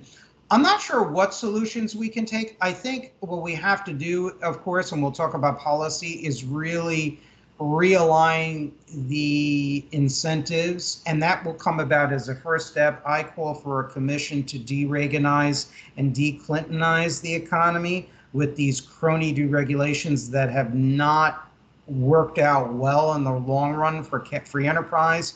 So what is your take on Kamala Harris's economic speech and her solutions that she's giving? Well, I guess let's start first with what caused inflation. It was not just government printing money. It was a mixture of a few things. First was supply side issues. We couldn't get the boats in time. The supply was really constrained after COVID, which showed our supply chains are very fragile. And people did not spend for over a year. They got free money from the governments, and they had some things frozen that they had to pay for, like student debts. And they decided to go out and buy, and decided to use their newfound purchasing power to buy. It was partly demand and partly supply, and that made a serious crunch in inflation, especially when we saw this when the first few months of the Biden administration, which said was transitory, which it turns out it wasn't. It was some serious issues that were happening, and it was not. When people say it's corporate price gouging, some of it is, but the truth is, you have to understand a bit of accounting where that they bought products or end products that they couldn't sell for quite some time at lower prices than before. And so, of course, when they had to raise prices because supply and demand, of course, in the short term, they do see profit because, again, they're counting the cost of goods sold of the products they found, of the products they purchased in 2019, 2020 before COVID. But 2021, 2022 prices, of course, are going to get a short-term increase in profit. But then you have to pay higher prices for goods, which then brings your profits down to the longer term to normal, or at least around what you have if it's a 1-for-1 deal, which it isn't. But I'm oversimplifying it. That's fine. But Kamala Harris's plan, let's summarize it for your viewers if they haven't seen it. New child tax credit for $6,000 for families with infants, cut fit tax for families with prices, lower drug prescription costs, building 3 million new housing units over 4 years, tax incentive for home builders who build homes for first-time buyers, and a $25,000 grant, or I guess I'm not sure if it's a grant or anything. It's not that specific, to first-time homeowners, and also go after price gouging. She received a lot of flack from mainstream economists for saying it would increase inflation. It's not going to help supply. That's largely true. The truth is, I've even spoken with some people who are in the American Compass and some of the more smarter, I guess, safe capacity libertarians like Sam Hammond. It's not improving supply. It's increasing demand for already something that's already constrained by supply. So instead, you're not going to get increased supply long term. You're just going to get increased demand, which will increase prices and increase inflation as a result. You want to focus on supply, not on demand. Supply would improve with increasing supply with lower prices longer term, or lower demand, which means lower standards of living, which we don't want. So you want increasing supply of housing. That implies a lot of policies, which I'm frankly not familiar. I'm not a housing expert, so I'm not going to comment on this beyond the very high level, beyond zone permitting reforms, let people build second houses in their backyards, build multifamily housing more affordably, more constructively than before, loosen regulations that limit to construction, and frankly, start cutting down on price controls. Look, I like Nixon, but one of his worst ideas that he did was price controls. It doesn't work. It doesn't either. I agree. I get that we want to be equitable. We want to have people to afford where they live, but rent control is not the way to do that. It's destructive. Every economist agrees with this. I agree with it because it creates a perverse incentives where some people get rent control while others don't. Who gets it?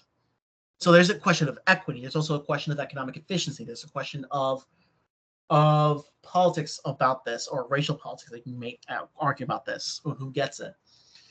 So it's not fair. It's not the right way to do this. It's better to build more housing, or to build better transportation so people can go to the city more quickly than before. But to do rent control, you're just constraining demand at the cost of increasing supply, and the supply you'll get is lower quality, or it will be condos that are not under rent control, would be unaffordable for the American buyer. So she's going to get a lot of flack for this. In the short term, she will get a political boost because it's popular to voters. Right. But when people are saying this on the screens, like it's not practical, it's not actually going to increase inflation, people are not going to get in better homes, then it's going to cause people to get questioned as to, wait, what is Kamala Harris really doing?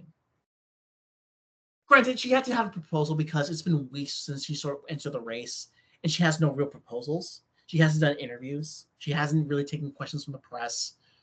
This is her first major speech on economic policy since 2019, and frankly, her policies back then were crazy, and she knows that, so she was trying to moderate her image somewhat. But I think this is going to backfire. I don't think she's ever going to implement this if she wants the election, but it really shows Democrats really do not understand economics. They still have a bit of a progressive NIMBYism that's present in California, where it's It's the renters, it's the price gougers that are doing this. It's not the people themselves. Frankly, some of it's the people themselves by not allowing multifamily housing or not allowing rezoning. It's not allowing more houses to be built. And frankly, some neighborhoods are just not, they're not historical enough to be preserved. Some buildings should not be preserved at all. They should just be demolished and create something better. That's fine. Some, of course, you want to preserve some things for history's sake, but you can't preserve everything. You don't want your city to be a museum. Otherwise, you're going to end up with an unaffordable center and everyone just scrounge and live by like a Latin American city in some ways. I'll give her kudos for giving her something, but I'll give her a lot of deduct a lot of points for those things being not good or not efficient to increase housing supply, because it is an issue. Housing supply is an issue. Purchasing power is an issue. Her solutions will not support it, sadly. Well, it's one thing I will say. I will say that I do like the idea, at least, child tax credit extensions. Right. I like that idea. Giving more. That said, I do think it will benefit the rich more than the poor, because if you were a family of $50,000, you get a $6,000 tax credit. You're going to get less money refunded than if you had an income of $200,000 as a family because of marginal tax rates. That said, I can nitpick this, but giving more money to families is so they can support themselves, at least for lower to middle income families. I will never be against that in principle. Right. How do we do that? I mean, we can have a debate as to how we can do that. That's perfect. Right. To me, the mechanism and how we can support families, that to me are very valid policy debates. I think we should need to have them. I'm happy to have them with Democrats saying, how can we really do this properly, effectively, and equitably? But the idea of why should we do this at all, that to me is beyond the pale. That's already decided. Yeah. I'm glad, long story short, I have serious issues with the Kamala Harris's proposals. Some ideas are interesting in theory. The rest of it's just utter trash. Yeah.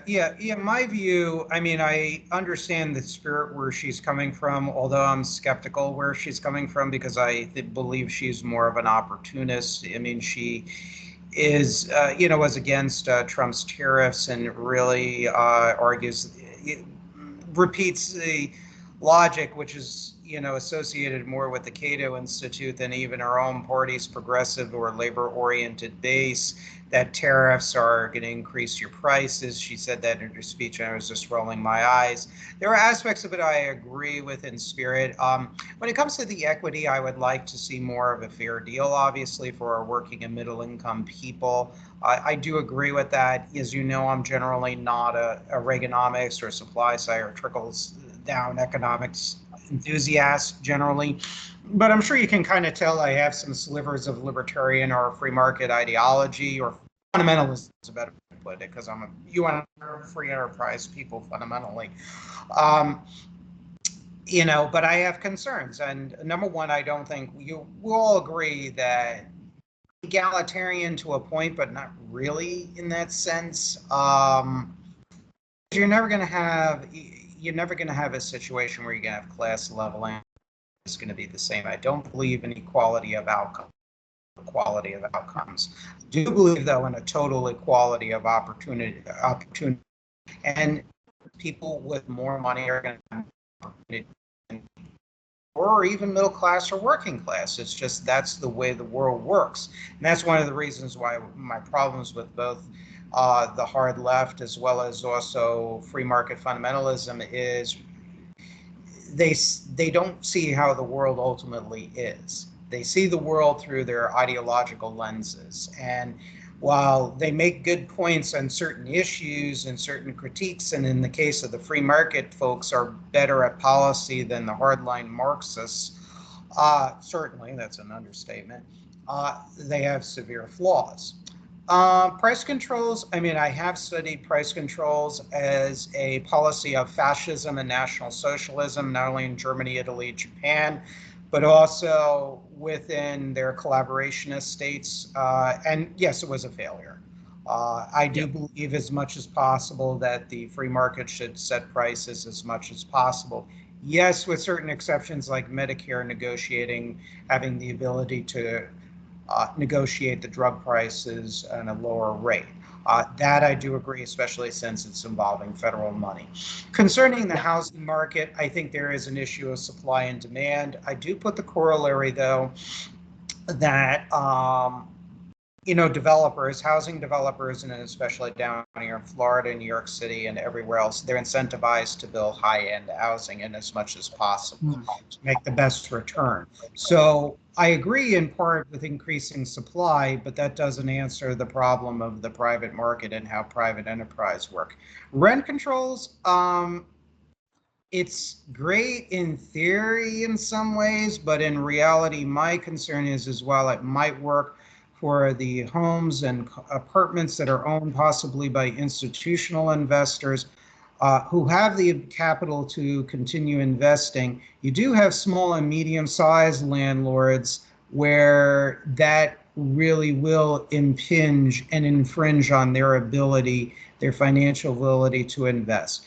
This is why when it comes to issues like minimum wage, which I'm not hostile to per se, or even hostile to increases in the minimum wage, but what I really prefer is what they do in parts of Western Europe in general. And this kind of is a quasi-free market solution because it involves an actor in private civil society, and that is stronger labor unions who, as long as they're not like populated by DSA type of people who want to use unions to cripple capitalism, but by people who understand, bread and butter union leaders who understand that in order to have a successful and well-fed and well-taken care of and well-pensioned workforce, you have to have a thriving business. It's what the Russell Kirk, who I'm sure you're familiar with, probably a big fan of, I'm sure you are, who talked about the need for genuinely educated businessmen and trade union leaders.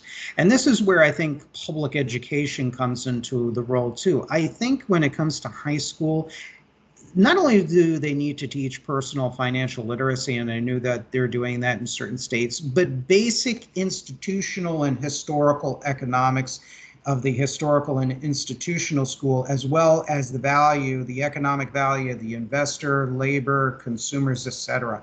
I think there really needs to be a real world approach of economics that really should be a mandatory part of the curriculum in the public high schools too as well. Because I think the free market economists taken to an extreme and the Marxist economists taken to an extreme, they really miss the bigger picture of the reality of how the economy in a free society operates, in my opinion. And I think at least we get that into the kids' heads. I think that in our students' heads, I think that would go a long way.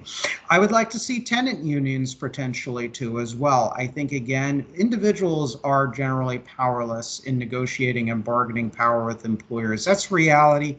We know that Sohrab Ahmari has covered that really well in his book, Tyranny Incorporated. So that is a reality. But instead of the one size fits all approach of rent controls, every region, every municipality is different, has differing costs of living. So one union in one city can negotiate with a group of, let's say, small and medium-sized landlords, or even large landlords, if you have strong enough unions, and maybe we can figure out as policymakers ways to incentivize that. That's easier because you're dealing with the people, and then you get to know them and bullshit with them and stuff like that. And as long as both sides are reasonable, that's good. And I think also we need a general culture shift. And this is where I hope to see the realignment movement coming into play, where just blind greed is not good. But socialism taken into an extreme or excessive statism is also not the way to go to too. So while I agree in spirit, I guess I'm trying to be a little impartial, but it's hard not to be not impartial. But I get what you mean. I understand where Kamala is coming from, even though I don't think she's necessarily sincere, given her background on certain issues like visas, her like call explosion of those visas, like getting more H-1B visas, workers to undercut American workers, and she's partially in favor of free trade. Her state is kind of complicated, and who's populating her advice are deeply concerned. She has from Binance, from Uber, and other large, questionable major companies with very concerning business practices or business models. And also, she also has some people that are China appeasers, like Phil Gordon, who is her national security advisor, who penned a editorial in the 2019 Washington Post, or not penned, signed an editorial or letter in the Washington Post that basically says that China is really not a geopolitical adversary of the United States, to basically crudely summarize the letter. And there's a lot of other concerns I have about her too. So that's my solutions. I think organizations in civil society like labor unions, tenant unions have a way to go, have a long way to play. And I think we have to tinker with ideas on either limiting or banning things like stock buybacks, like leverage buyouts, which became private equity, or really just reordering the incentives. But I think a lot of that stuff needs to be banned. And that leads to my next question. Can American capitalism survive without leverage buyouts and stock buybacks and things of that nature? Now, if I were to implement those bans, which I do call for in my paper, What is Radical Civic Nationalism, I would give companies a 5-year grace period, because, of course, we have to be sensitive to businesses.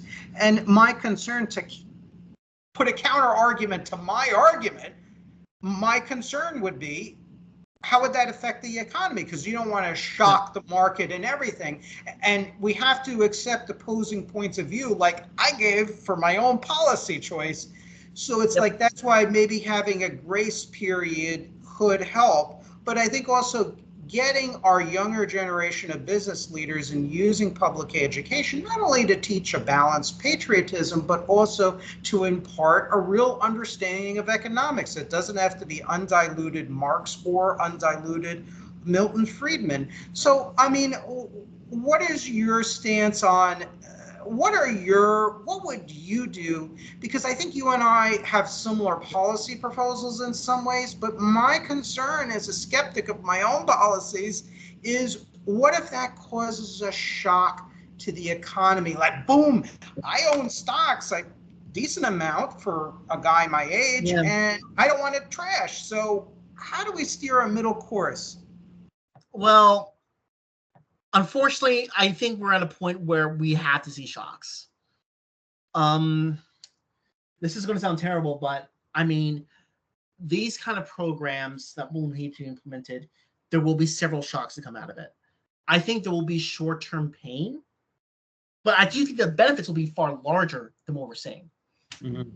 Yes, there needs to be a serious limit to stock buybacks for public companies or sizes. You can say, you can do stock buybacks for us up to X amount, like 100, 500 million a year. And if you're saving several federal fundings or federal credits, several credits, you can only do this by only, say, $100 million once every 5 years. I'm making up numbers, of course, but my thesis is limit stock buybacks. It's not, if you think that you better put your money in something else, put that money in something else. Companies that put money in stock buybacks, not on cap or R&D, they're either mature industries, which makes sense, or they're being reckless. Oftentimes it's the latter, not the former. You also want to make LBOs less tax deductible or less tax free. You want to change the calculus of issuing debt over equity. Because right now I've seen what we call zombie companies. Mm-hmm. They're not as productive, but they've been able to remain standing because they've been able to issue debt to pay off their debt. Basically, they're able to remain alive barely. That has somewhat been disrupted because of higher interest rates, because of inflation, Jerome Powell. But that has series of side effects. where people will be unemployed. Some companies will have to be repurposed or restructured, which is necessary. And we also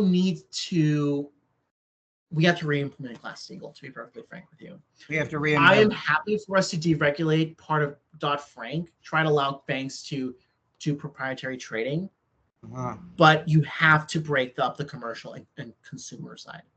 Right. And when you said reinvent, I couldn't hear what you said. I'm sorry. If you have to break up the retail banks, JP Morgan Chase, if you have to break JP Morgan Chase, you have to separate the investment bank from the consumer bank. Restoring Glass-Steagall, basically. Yes. Yeah. It's going to be hard. You also have to make a lot of restructuring. Like you have to I really want to I want investment banks to go private again. There's no law you can do this. I don't think you can do a law for this. But it has to be a culture shift in saying we want to be better at managing our own risk. We want to have a longer term view of capital. And we think a partnership is better for our culture and for our business model. So we go private, which is basically buying back shares for the privates, which is fine. I think going private is fine. And frankly, private companies can do better than public companies in certain issues, like the Koch brothers. They operate a private company. That's not publicly traded.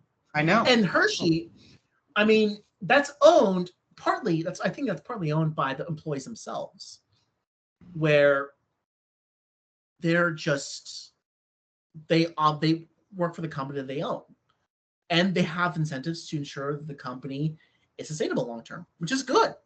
Now, I'm not saying should public companies be non-existent. No, I want people to own equity in them. I want companies to go public. I want there to be a way for investors to cash in on their earnings. That's their legitimate earnings. That should be allowed.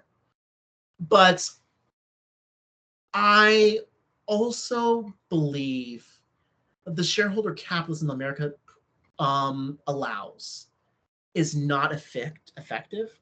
It is harmful. And it does not help the American people, especially least of all those who don't have the connections to or the ability to take advantage of this. And most people don't, frankly.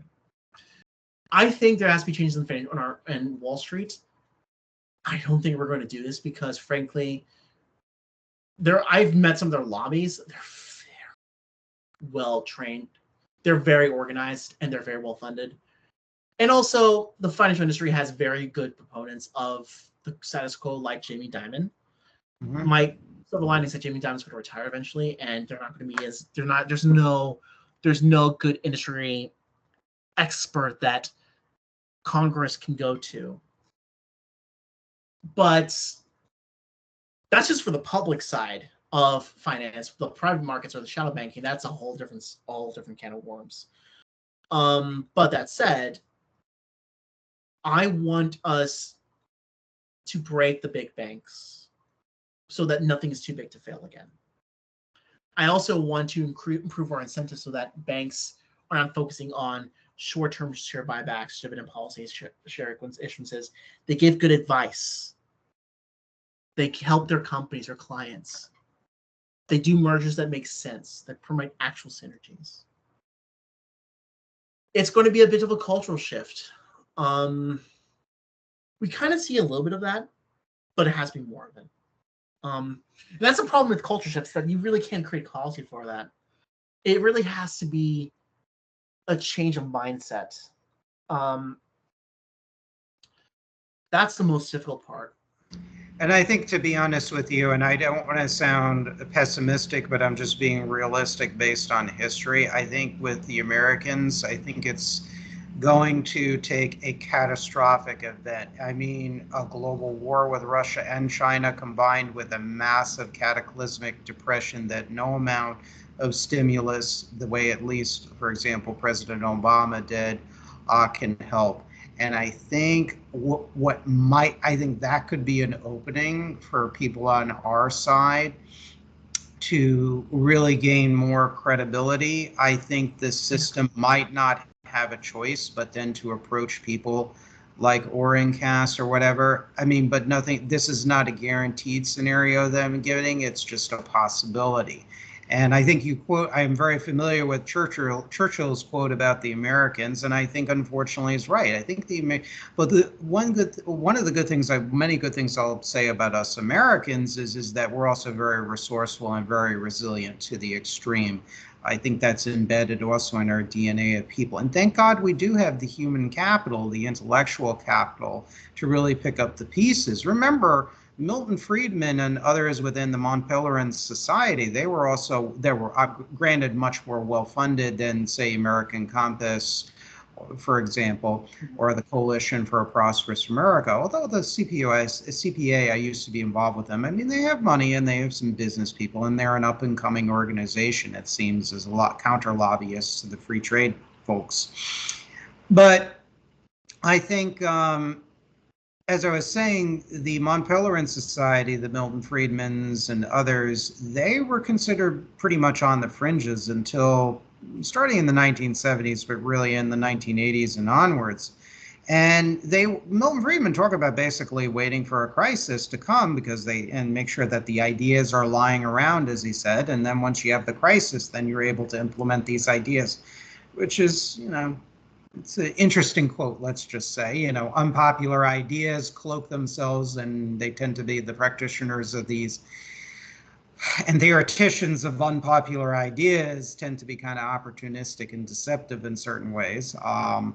But anyways, so he managed to implement a lot of his ideas in American economics, unfortunately, because it was very extreme and unworkable.